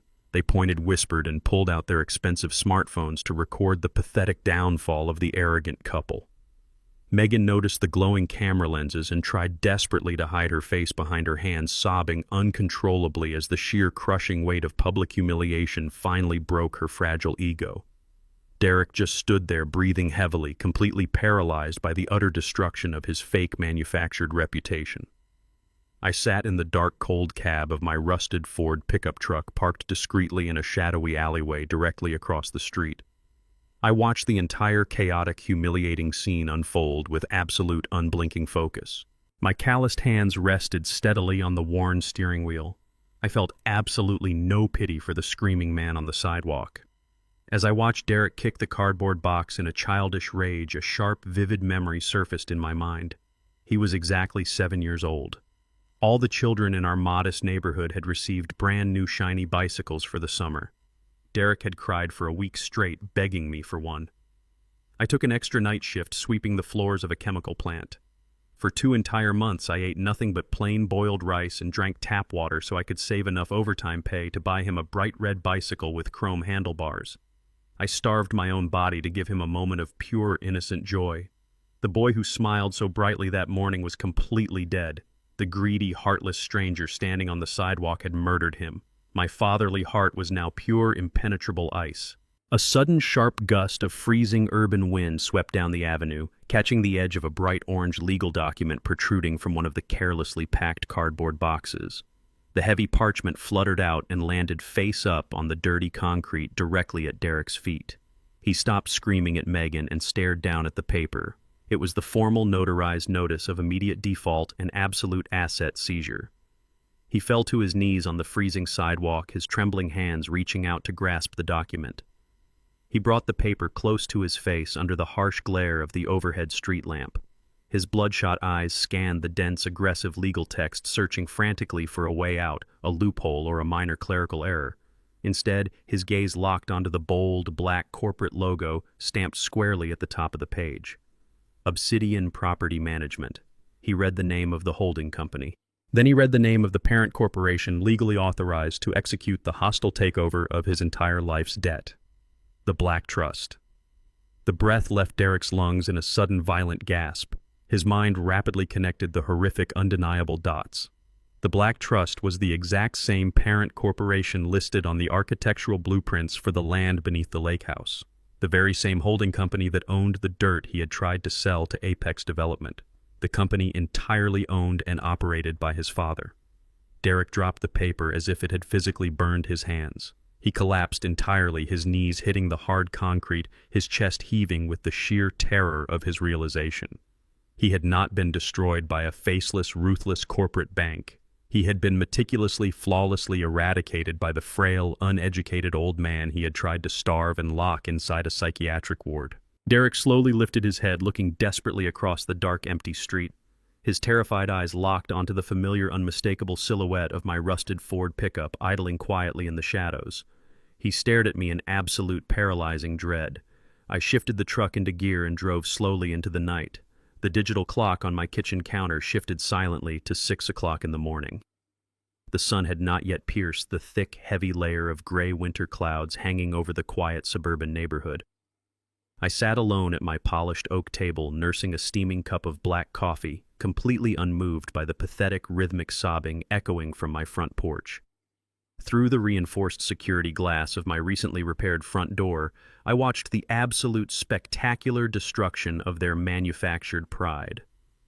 Derek and Megan were collapsed on the cold, freezing concrete steps. The biting morning frost clung stubbornly to their expensive, wrinkled sleepwear. They had apparently walked miles from the downtown commercial district, dragging nothing but their shivering bodies and the crushing, suffocating weight of their newly acquired poverty. There was absolutely no trace of the arrogant corporate executive or the elitist beauty salon owner who had stood in my Lakehouse just days prior, sipping champagne and mocking my existence. They were now reduced to pure, unadulterated desperation. I listened to them turn on each other like starved, rabid wolves trapped in a steel cage. "You told me he was a clueless, uneducated old fool," Megan hissed, her teeth chattering violently in the freezing wind. "You told me the property deed transfer was absolutely flawless. You dragged me into this massive mountain of corporate debt, Derek. You ruined my entire life." Derek kept his head buried deep in his hands, his body shaking uncontrollably against the brick pillar of my porch. "You took the forged paperwork to the corrupt notary, Megan," he shot back, his voice hoarse and broken from hours of screaming on the street.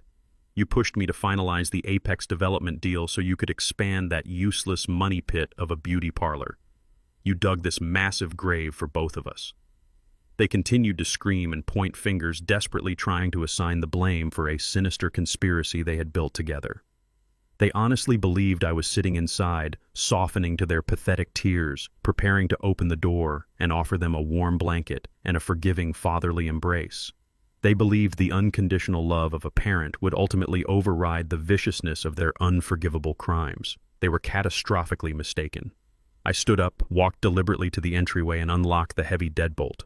The sharp metallic click made them both freeze instantly. I pulled the front door wide open. The freezing morning wind rushed into the house, but I did not shiver or retreat. I stood tall in the doorway, wearing a crisp, dark-tailored suit, looking down at the two miserable creatures kneeling on my concrete porch.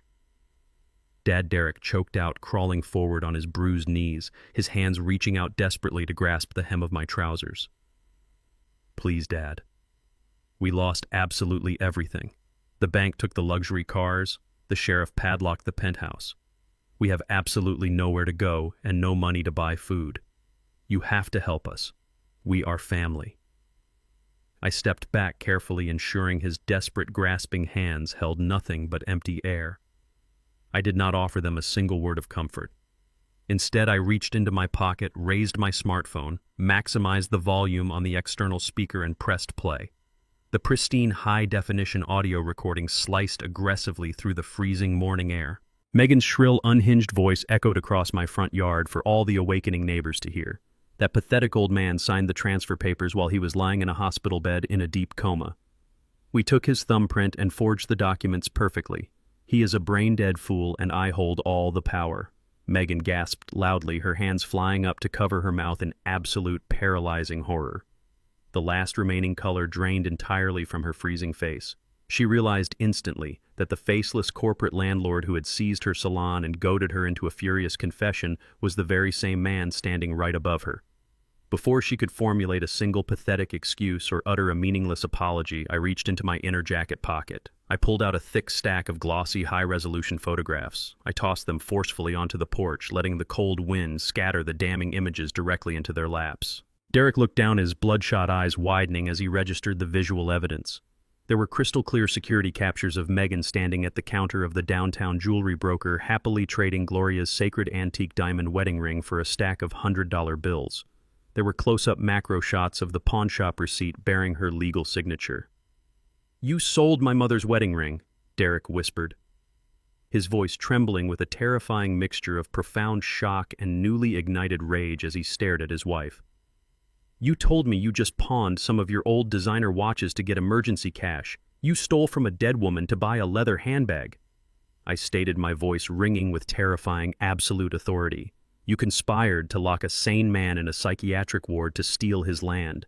You do not get to come to my doorstep and use the word family to escape the consequences of your absolute depravity." Megan began to weep hysterically, her apologies tumbling out in a frantic, incoherent rush of desperation. She begged for mercy, promising to work the rest of her natural life to pay me back every single penny, swearing on her life that she had finally learned her lesson.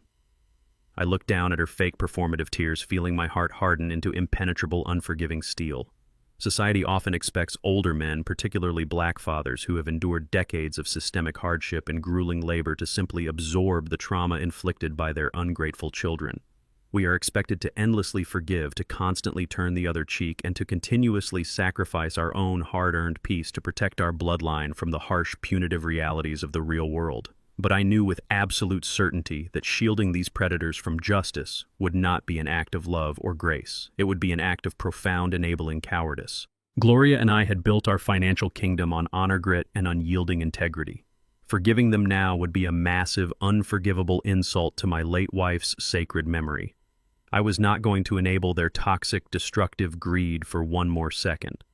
I was going to let the ruthless, unforgiving machinery of the legal system crush them into dust.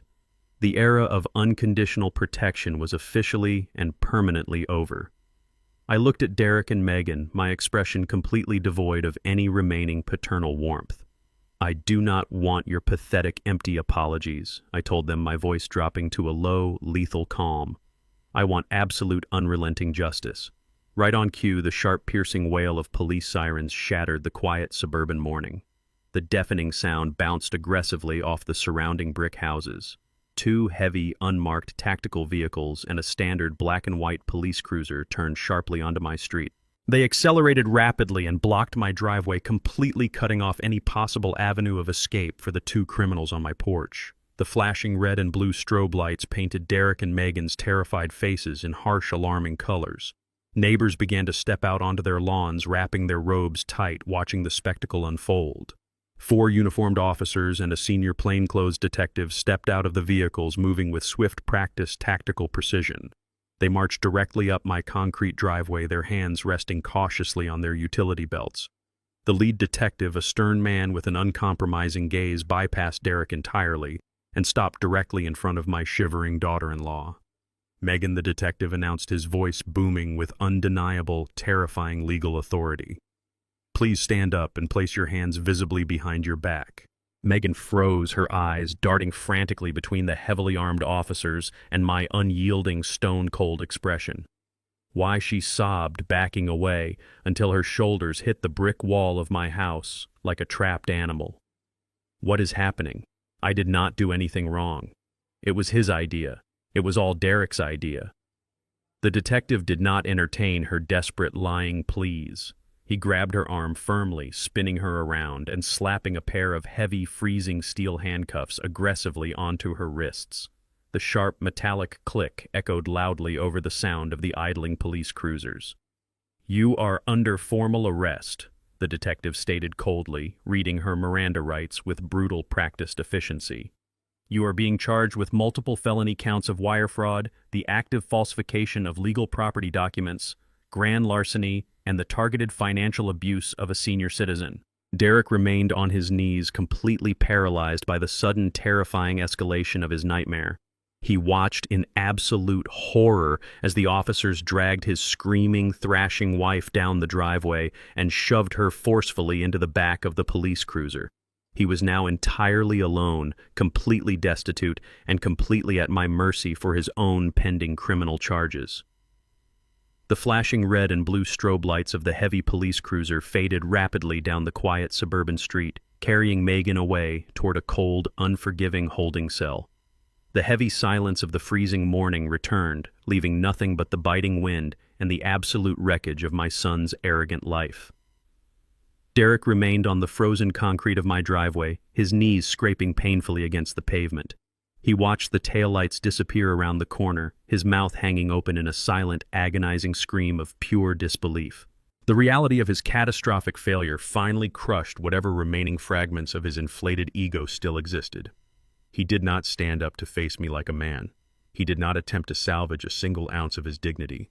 Instead, he broke down completely. He scrambled forward on his hands and knees, dragging himself over the scattered, glossy photographs of his wife pawning his mother's sacred wedding ring. He reached the bottom step of my brick porch and desperately threw his arms around my legs, burying his tear-stained face into the heavy fabric of my tailored trousers. "Dad, please." Derek sobbed, his voice a pathetic, high-pitched wail that echoed loudly off the surrounding houses. "You have to help me right now. They are going to lock her away for years in a federal prison. The bail is going to be hundreds of thousands of dollars, and the bank literally took my last dollar last night. I have absolutely nothing left to my name. You are a multimillionaire. You control the holding company. You have the Black Trust. Please just write a check to the bail bondsman. I will do anything you want. I will work manual labor in the lumber yard. I will scrub your floors on my hands and knees. Just do not let my wife sit in a cage." I looked down at the trembling, pathetic creature clinging to my legs. He was desperately begging for my wealth to rescue the very woman who had orchestrated my financial and psychological destruction. He wanted the man he actively tried to starve to suddenly become his ultimate savior. I did not reach down to comfort him. I did not place a reassuring hand on his shaking shoulder to ease his overwhelming panic. I took a sharp, deliberate step backward, forcing his desperate grip to slip off my legs entirely. He collapsed forward onto the freezing porch, his hands slapping loudly against the cold concrete. I reached inside my dark suit jacket and withdrew a thick, professionally bound legal document that Mr. Cohen had meticulously prepared for this exact defining moment. I tossed the heavy stack of paper onto the ground, letting it land directly in front of Derek's tear-soaked face. "I am not writing a single check to save your wife from the absolute justice she rightfully earned," I stated, my voice echoing with unyielding, terrifying authority. "And I am certainly not funding your pathetic escape from the monumental disaster you deliberately created. However, I am giving you one singular, non-negotiable opportunity to keep yourself out of a matching orange prison uniform." Derek looked down at the documents, his bloodshot eyes struggling to focus on the bold legal print. "What is this?" He choked out his breath, forming thick white clouds in the freezing air. "This is your absolute and permanent surrender," I replied coldly. "It is a legally binding confession and a total asset relinquishment contract. By signing that paper, you formally admit to forging your dying mother's signature on the Lakehouse residential deed. You admit to the fraudulent commercial contract you attempted to sign with Apex Development. You permanently surrender any and all future claims to my estate, the Black Trust, and any commercial properties I possess. Furthermore, you agree to walk away from this house right now with absolutely nothing but the cheap clothes currently on your back. If you sign it, I will not hand the security footage of you breaking my wall safe over to the district attorney. If you refuse, I will make one single phone call, and that police cruiser will come right back to arrest you for breaking and entering grand larceny and elder abuse. You have exactly 2 minutes to decide your entire future." Derek stared up at me in sheer terror, finally realizing that the father he had vastly underestimated was now holding the executioner's axe directly over his head. I looked at his terrified, weeping face, and for a fleeting fraction of a second, my mind flashed back to the day he was born. I remembered holding his tiny, fragile body wrapped in a pale hospital blanket, whispering a solemn promise to the universe that I would protect him from all the evils of the world. I had spent my entire adult life building an impenetrable financial fortress to ensure he never felt the biting sting of poverty or the cruel lash of discrimination that Gloria and I had endured. But I had finally realized a fundamental, heartbreaking truth about parenting. Unconditional love does not mean providing an endless, blinding shield against the consequences of a severe crime. True fatherly love sometimes requires you to establish an impenetrable boundary of solid steel. It means having the devastating courage to let your child fall completely into the dark abyss they dug, so they might finally learn how to climb out with genuine honor. Indulging his toxic greed right now would not save him. It would only validate the monster he had chosen to become. I was not being cruel. I was delivering the exact agonizing medicine his corrupted soul required to survive. Derek's shaking hands hovered nervously over the devastating legal contract resting on the frozen concrete. He read the heavy, unforgiving paragraphs detailing his absolute financial ruin and his formal written confession. He looked around the empty, freezing suburban street, searching frantically for any possible escape route, any hidden legal loophole, or any sympathetic neighbor who might intervene on his behalf. There was absolutely no one. The entire world had turned its back on his extreme arrogance.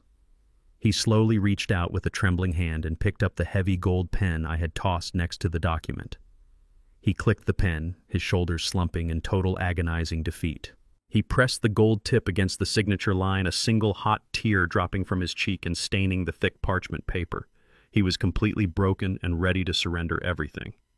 Right at that exact critical second, the sharp, jarring ring of a cellular phone shattered the quiet morning tension. It was not my secure device. It was the cheap, prepaid burner phone Derek had purchased the day prior, when his corporate accounts were officially frozen. The loud, abrasive ringtone echoed loudly off the brick walls of my porch. Derek hesitated, the tip of the pen lingering just millimeters above the signature line. He pulled the cheap plastic phone from his sweatpants pocket and stared at the glowing screen. The caller identification displayed the automated intake number of the county holding facility. He pressed the green answer button and put the phone on speaker, his hand shaking violently. An automated robotic voice announced a collect call from an inmate. Then Megan's voice erupted through the tiny, distorted speaker. She was not crying. She was not begging for a bail bondsman. Her voice was dripping with a frantic, venomous, and unhinged fury. "Derek, do not sign a single piece of paper that old man gives you," Megan screamed, her voice cracking with sheer hysteria. "I just spoke to my public defender. Tell your arrogant father that if he does not drop every single charge and wire the bail money to my account in the next 5 minutes, I am going straight to the district attorney. I have the ultimate trump card. Tell him I know exactly what really happened in the intensive care unit on October 17th. If I am going to prison, I am taking him right down with me for murder." The distorted voice coming through the cheap speaker of Derek's burner phone hung in the freezing air like a toxic cloud. Derek stared at the device in absolute horror, his hand shaking so violently he almost dropped it onto the concrete. Megan did not pause to let her horrific accusation sink in. She pressed her advantage with the ruthless desperation of a cornered predator.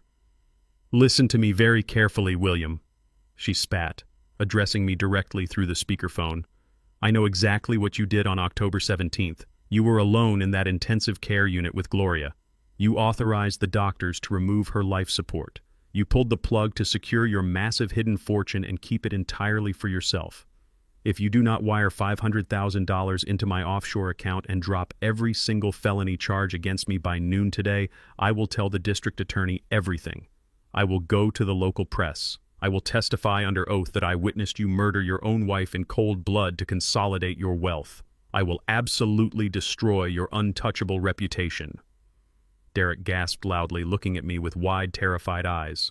"Mom had a massive stroke," he whispered into the phone, his voice cracking. "The doctor said her brain function was completely gone."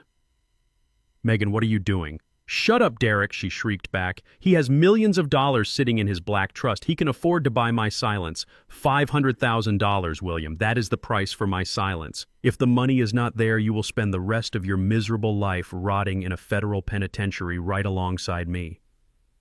I stared at the phone, my face a completely unreadable mask of stone.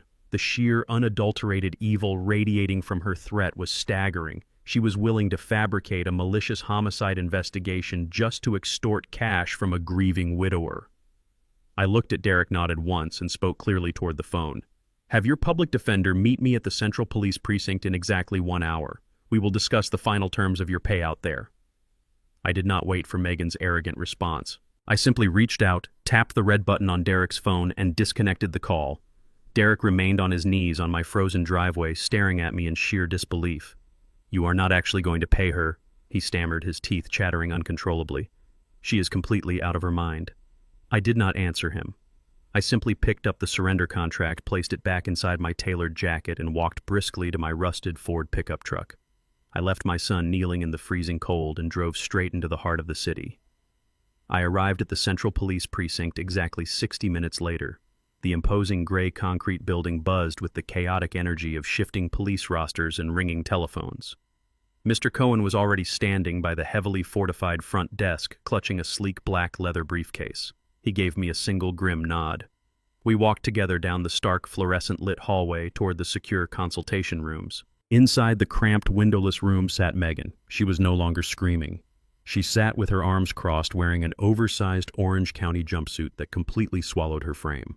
Her expensive blonde hair was tangled and unwashed. Sitting next to her was a frantic, overworked public defender holding a yellow legal pad. The lead detective who had arrested her earlier that morning stood by the door, observing the meeting as a required, neutral party. As I walked into the room, Megan's lips curled into a victorious, sickeningly smug smile. She honestly believed her vicious blackmail had successfully cornered a multi-millionaire. She thought she had found the ultimate leverage to break my ironclad defenses. Mr. Cohen placed his briefcase on the metal table and snapped the locks open. The public defender cleared his throat nervously. "Mr. William, my client has informed me that an out-of-court financial settlement is being negotiated in exchange for her cooperation and silence regarding certain medical decisions made concerning your late wife. I demand $500,000 in untraceable funds," Megan interrupted, leaning forward aggressively, "and a signed affidavit stating that I had absolutely no prior knowledge of any forged property deeds. You will take full responsibility for the real estate transfer, William. If you refuse, I will tell this detective right now that you murdered Gloria." I stood perfectly still, letting her toxic, venomous words wash over me. A profound, consuming agony gripped my chest, threatening to shatter the cold composure I had maintained for weeks. To hear my wife's sacred passing used as a cheap bargaining chip by this vile woman was the ultimate desecration. I remembered the exact moment Gloria left this world. I remembered standing alone in that sterile, humming hospital room, holding her frail, cooling hand as the lead neurologist gently explained that her brain activity had ceased entirely. I remembered the devastating, soul-crushing weight of giving the medical staff the legal authorization to remove the artificial ventilation, honoring the strict medical directive Gloria and I had signed a decade prior. It was the single most agonizing decision of my entire existence. I had to let the only woman I ever loved slip away into the dark so she would not suffer tethered to a machine. Now this deeply greedy, superficial parasite was attempting to twist that sacred, heartbreaking act of mercy into a fabricated homicide. My grief crystallized instantly into an impenetrable, lethal weapon. I looked directly at Megan's smug, victorious face. I did not reach for a checkbook. I did not offer a single word of compromise. Instead, I reached into my inner jacket pocket and pulled out a sleek black USB drive. I placed it gently onto the center of the cold metal table and slid it directly toward the lead detective. "I am not here to negotiate a settlement," I stated, my voice echoing with terrifying absolute authority. "I am here to submit additional irrefutable evidence.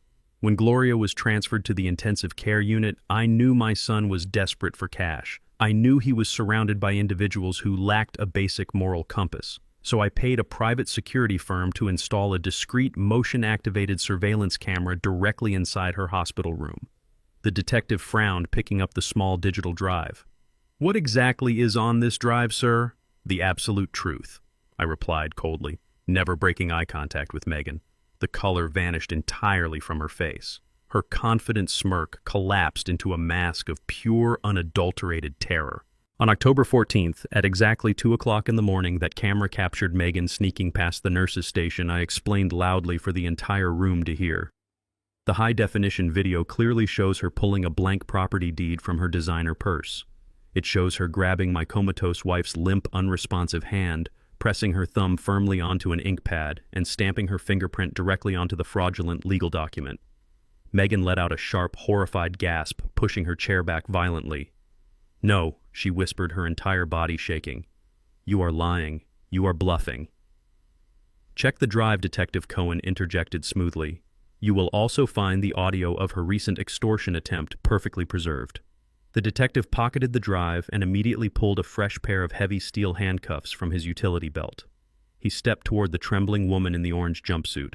"Megan," he announced grimly, "I am officially adding felony extortion evidence tampering and the physical assault of a comatose patient to your growing list of charges. Your bail is permanently revoked." The heavy steel doors of the Central Police Precinct slammed shut behind me with a resounding final echo. Inside those impenetrable concrete walls, Megan's arrogant, superficial world had completely collapsed into a nightmare of her own making. The lead detective had made it abundantly clear that the overwhelming mountain of digital evidence I provided guaranteed a swift, brutal conviction. She was facing a minimum of 10 years in a high-security federal penitentiary for the malicious forgery of a legal property deed, aggressive extortion, and the unforgivable physical assault of a comatose patient. Her luxury beauty salon, her designer handbags, and her elite socialite status were permanently erased, replaced by an oversized Orange County jumpsuit and the cold bars of a holding cell. I walked out into the freezing morning air, my breathing steady and my mind exceptionally clear. I drove my rusted Ford pickup truck back to my quiet suburban neighborhood. When I pulled into my driveway, Derek was still sitting on the frozen concrete of my front porch. He was exactly where I had left him. He had absolutely nowhere else to go. His sleek luxury vehicles were impounded, his corporate accounts were frozen, and his extravagant penthouse was padlocked by the county sheriff. He sat with his head buried deep in his hands, shivering violently in the biting wind. He knew the police were coming for him next. As Megan's legal husband and the primary beneficiary of the fraudulent commercial real estate contract with Apex Development, he was facing mandatory prison time as a direct active accomplice to a massive corporate conspiracy. The district attorney already possessed his recorded confessions. He had $0 to hire a defense attorney. He looked up at me with hollow, bloodshot eyes as I walked heavily up the driveway. His expensive designer suit was stained with street dirt and dried sweat. The magnificent, untouchable corporate executive was dead, completely replaced by a terrified, broken fugitive waiting for the heavy hand of the law to crush his neck. I unlocked my reinforced front door and gestured silently for him to step inside the house. It would be the very last time he ever crossed my threshold. We sat across from each other at my polished oak kitchen table.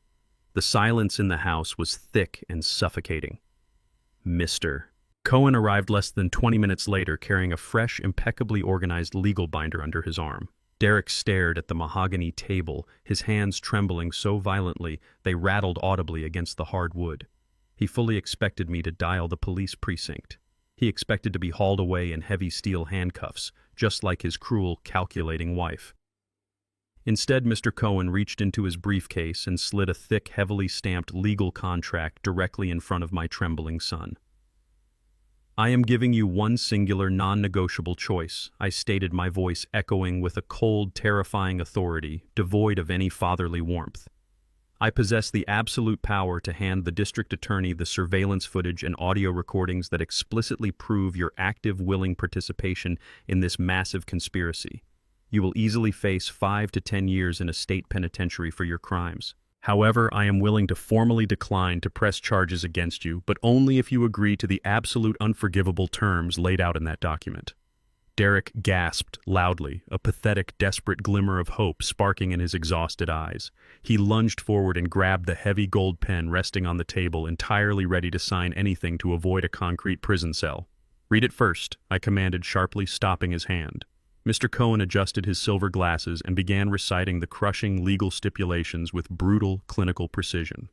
First, Derek was required to sign an irrevocable, permanent waiver of inheritance.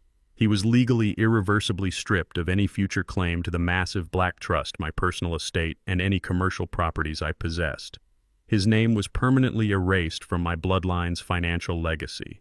Second, he was agreeing to a lifetime court-ordered no-contact mandate. He was strictly forbidden from ever approaching my property, calling my secure phone, or attempting to communicate with me in any capacity whatsoever. Third, and most devastatingly, he was walking out of my house today with absolutely zero financial assistance. He was legally acknowledging that he would receive no quiet bailout, no secret trust fund, and no monthly allowance. If he wanted to eat, if he wanted a roof over his head, he would have to find a minimum wage manual labor job and work with his own two hands. He would have to scrub dirty floors, haul heavy trash, or dig ditches to survive the brutal reality of the world. I watched his bloodshot eyes widen in sheer paralyzing horror as the crushing reality of the binding contract settled deep into his brain. For his entire adult life, Derek had been violently allergic to hard, honest work. He had spent years openly sneering at my faded denim jackets, my scuffed work boots, and my calloused fingers. He worshipped the superficial elite, firmly believing that his proximity to unearned wealth made him inherently superior to the working class. Sending him to a federal prison would provide him with 3 guaranteed meals a day and a warm bed provided entirely by the state.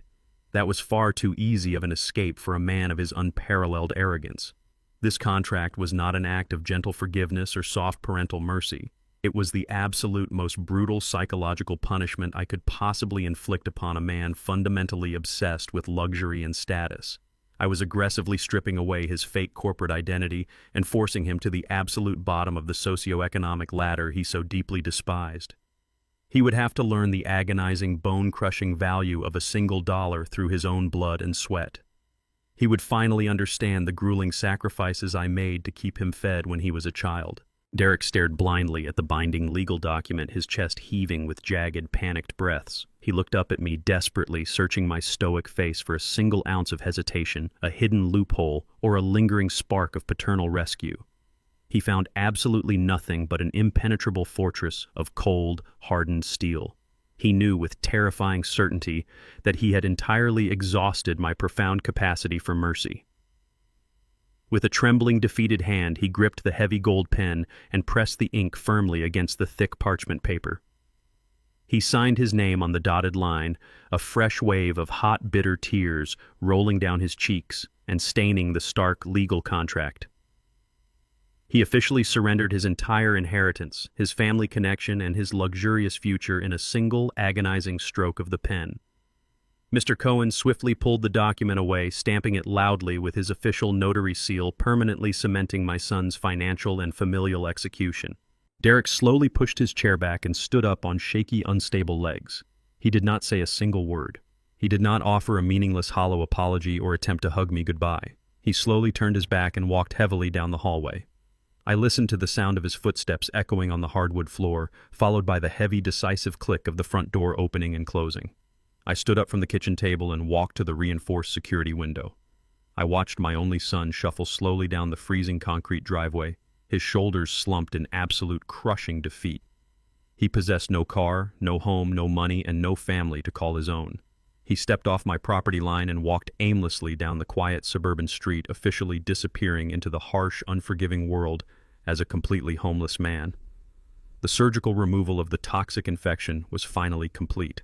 My vast kingdom was entirely secure, and the absolute punishment was flawlessly executed without a single drop of bloodshed.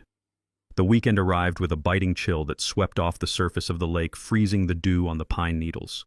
I drove my rusted Ford pickup truck down the familiar dirt road, the exact same path I had taken just weeks prior when my world was violently upended. This time there were no luxury sports cars crushing my flower beds. There was no thumping bass vibrating the solid timber walls. There was only the profound, absolute silence of the wilderness. I parked the truck and stepped out into the crisp air. Mr. Cohen arrived shortly after in his black sedan carrying a bottle of vintage bourbon and 2 heavy crystal glasses. We walked up the wooden steps and unlocked the front door.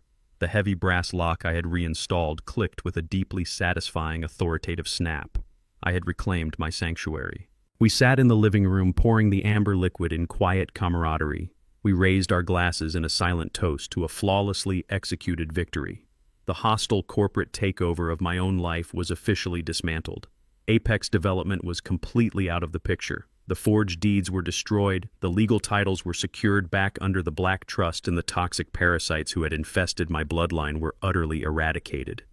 Yet as the warmth of the bourbon settled in my chest, a heavy, suffocating stillness descended upon the cabin.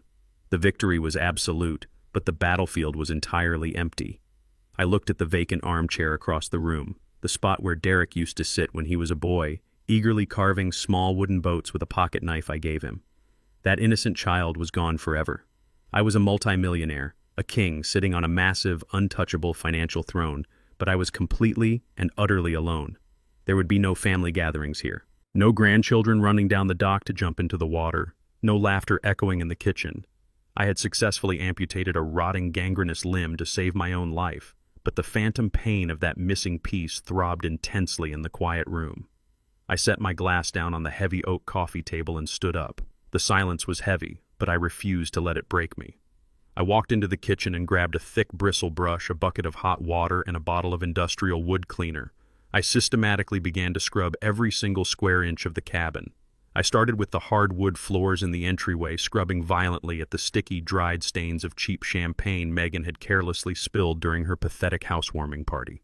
I tore down the tacky, superficial modern art prints she had hastily nailed to the walls to cover up the beautiful rustic landscape paintings Gloria had painstakingly sourced from local artists. I scrubbed the kitchen counters until my calloused hands ached, erasing any lingering scent of the expensive, overpowering perfume my daughter-in-law wore. I wanted to chemically burn away her arrogant footprint from my property. I moved upstairs to the master bedroom, pushing open the heavy timber door. I walked directly to the closet and retrieved the emerald green silk robe. I held the delicate fabric in my rough hands, running my fingers over the fine stitching. Megan had dragged this sacred garment across the dirty floor, treating 40 years of my hard-earned love like a cheap party trick. I carefully washed the silk by hand in the porcelain basin using gentle soap and lukewarm water, watching the tainted residue wash away down the drain. I pressed the fabric dry with a clean towel and hung it back in its rightful place of honor, locking the closet door securely. I moved through the cabin with relentless methodical precision, reclaiming the sanctity of every room. I realigned the heavy oak dining chairs, dusted the stone fireplace, and polished the framed photographs of Gloria that Megan had unceremoniously shoved into a dark cardboard box. With every sweep of the cloth and every scrub of the brush, I was aggressively taking back my history. The cabin slowly began to smell like pine wood smoke and lemon soap again. It smelled like my wife. I was physically and spiritually cleansing my sanctuary of the profound disrespect that had temporarily infected it. I walked back out to the living room, my muscles burning with a familiar, deeply satisfying exhaustion.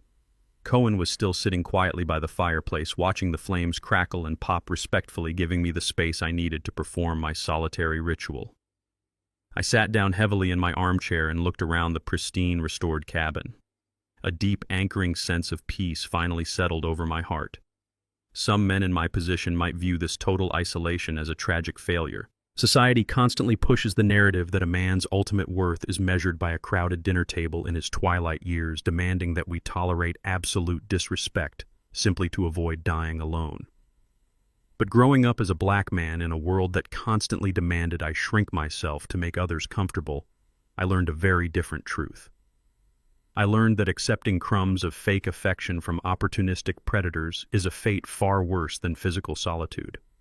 I had spent decades bending over backward, breaking my own spine to provide a luxurious foundation for a son who fundamentally despised my calloused hands.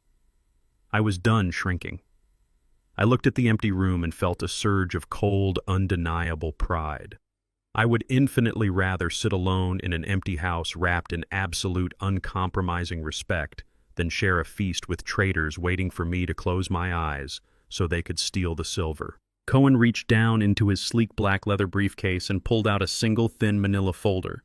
He did not open it immediately. He set it carefully on the table between us, tapping his fingers thoughtfully against the thick paper.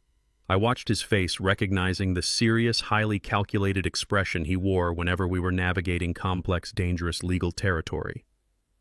"You have reclaimed your entire kingdom," William Cohen stated, his voice low and steady over the crackling of the fire. "You have successfully neutralized every single threat. Derek is wandering the streets without a dime to his name, and Megan is sitting in a county jail cell waiting for a federal judge to seal her fate. The Black Trust is completely secure and the holding companies are operating flawlessly. However, during the final exhaustive audit of your late wife's personal estate accounts, my team uncovered one last highly encrypted financial anomaly." I narrowed my eyes, leaning forward in my chair.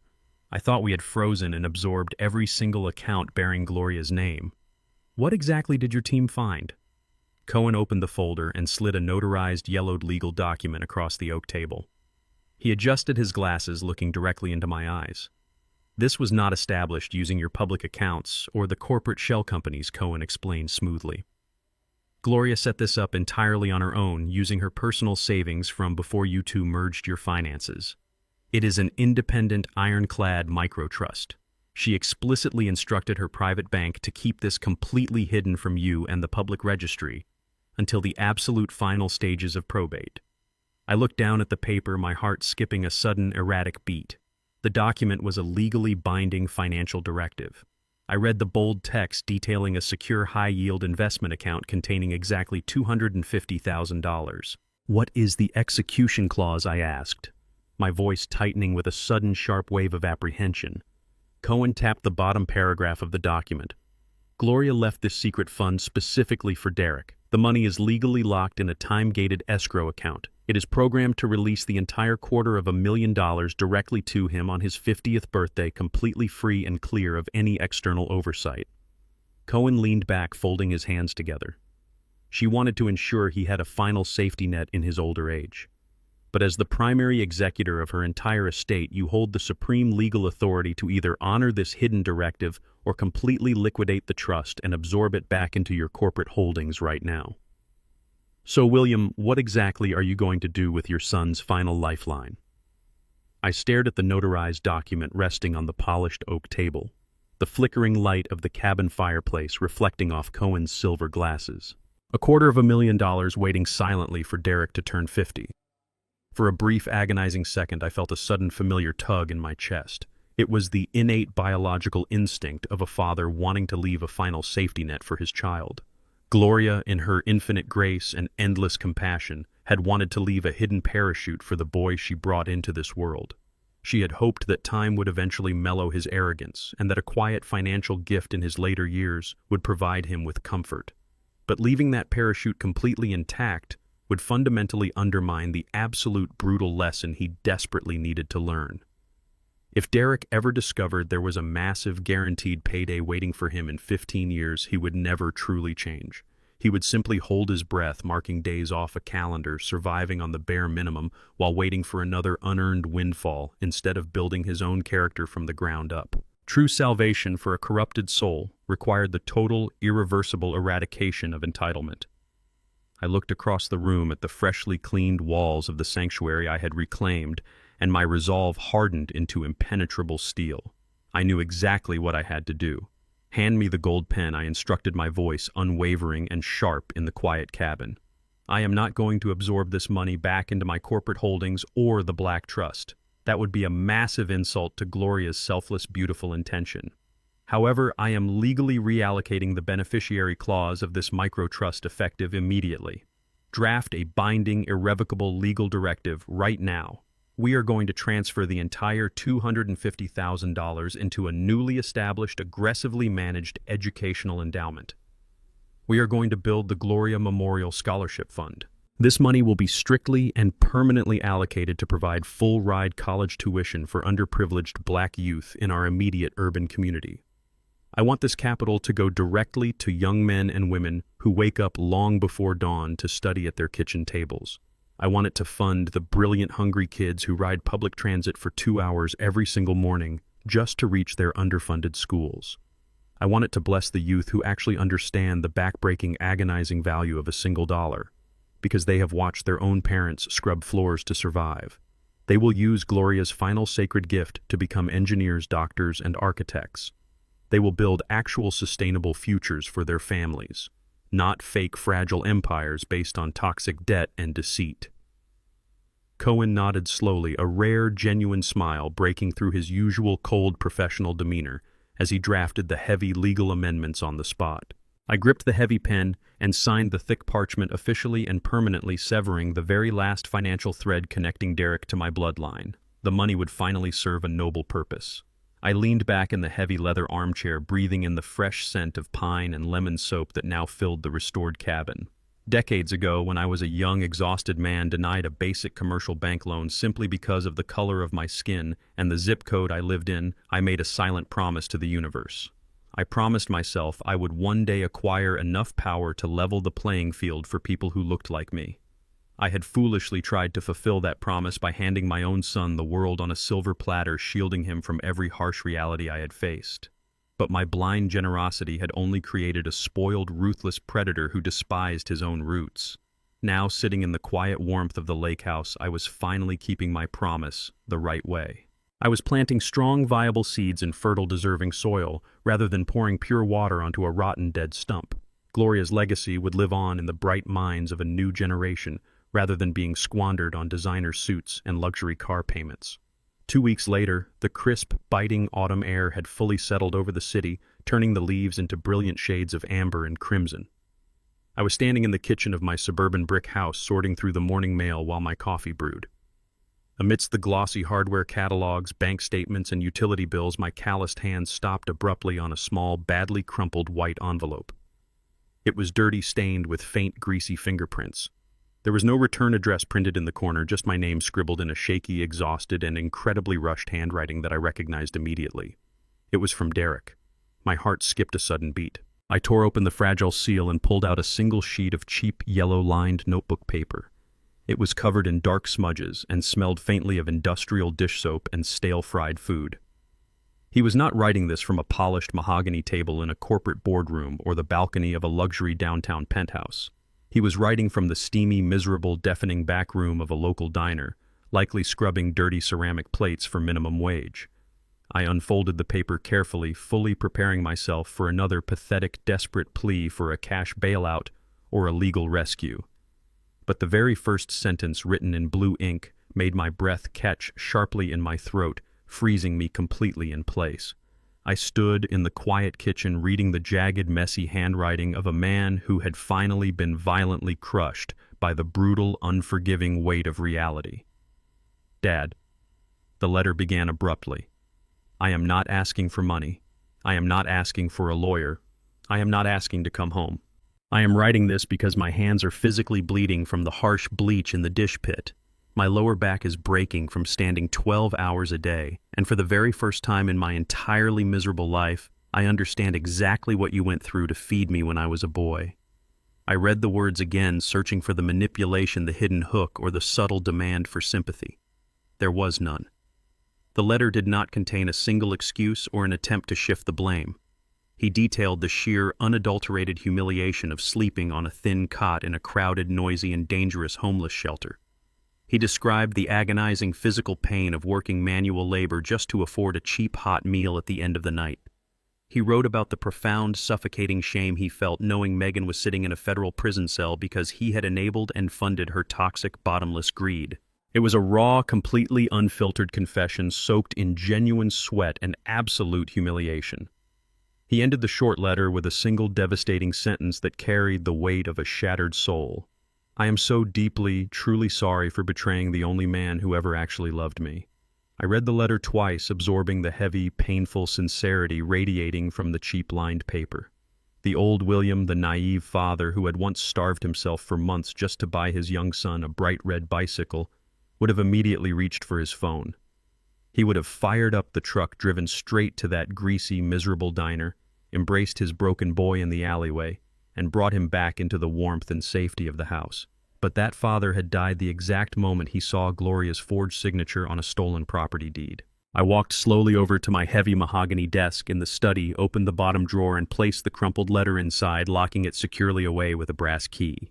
I did not pick up my phone. I did not write a reply. I did not send Mr. Cohen to check on him. An apology written after a mere few weeks of suffering is certainly a good start, but it is nowhere near enough to erase 34 years of weaponized arrogance and a highly calculated, malicious plot to destroy my life. True redemption is not bought with a single tear-stained letter. It is earned through 10 solid years of silent, agonizing, and honorable action. Derek had to prove he could survive the harsh, freezing winter of the real world entirely on his own 2 feet. He had to build a new foundation from the dirt up before he could ever earn the right to speak to me again. I stepped out of the back door of my lake house the following weekend, walking slowly but firmly down the long, sturdy wooden dock. The crisp, clean breeze off the water filled my lungs, carrying the fresh scent of pine and open water. For years I had walked with a heavy, pronounced limp, my shoulders constantly bowed, weighed down by the endless grinding stress of managing Derek's manufactured financial crises and Megan's petty, exhausting demands. The toxic tumor of their presence had slowly been killing my spirit from the inside out, draining my vitality to fuel their illusions. Now, standing at 69 years old, my physical stride was firm, powerful, and deeply grounded. The phantom pains in my joints were completely gone. My physical and mental health had fully restored themselves the exact moment I aggressively amputated the poison from my daily life. I felt stronger and sharper than I had in 3 decades. I had reclaimed my territory, my legacy, and my ultimate peace of mind. I stood at the very edge of the dock, resting my hands on the wooden railing, watching the brilliant orange and deep purple hues of the sunset reflect perfectly off the calm, glassy surface of the lake. I had built a massive, untouchable financial empire operating completely in the shadows. I had utterly dismantled a hostile corporate takeover orchestrated by my own flesh and blood without raising my voice or throwing a single punch. And I had secured my late wife's sacred legacy forever, ensuring her grace would lift up a new generation of deserving youth. Let my story serve as a cold, undeniable warning to anyone who mistakes a parent's quiet humility and silent generosity for weakness. Society constantly tells us that parental love must be blind, endless, and endlessly forgiving sacrifice. But they are entirely wrong. True love is not blindly handing over the keys to your hard-earned kingdom to a parasite who despises you. Sometimes the absolute most profound act of love a father can perform is stripping absolutely everything away, burning their fake, arrogant world to the ground, and forcing them to walk through the ashes to learn how to be a decent human being. I turned my back to the setting sun, walked confidently back into my secure, peaceful home, and locked the heavy door behind me. There is one final truth I want you to take away from my journey.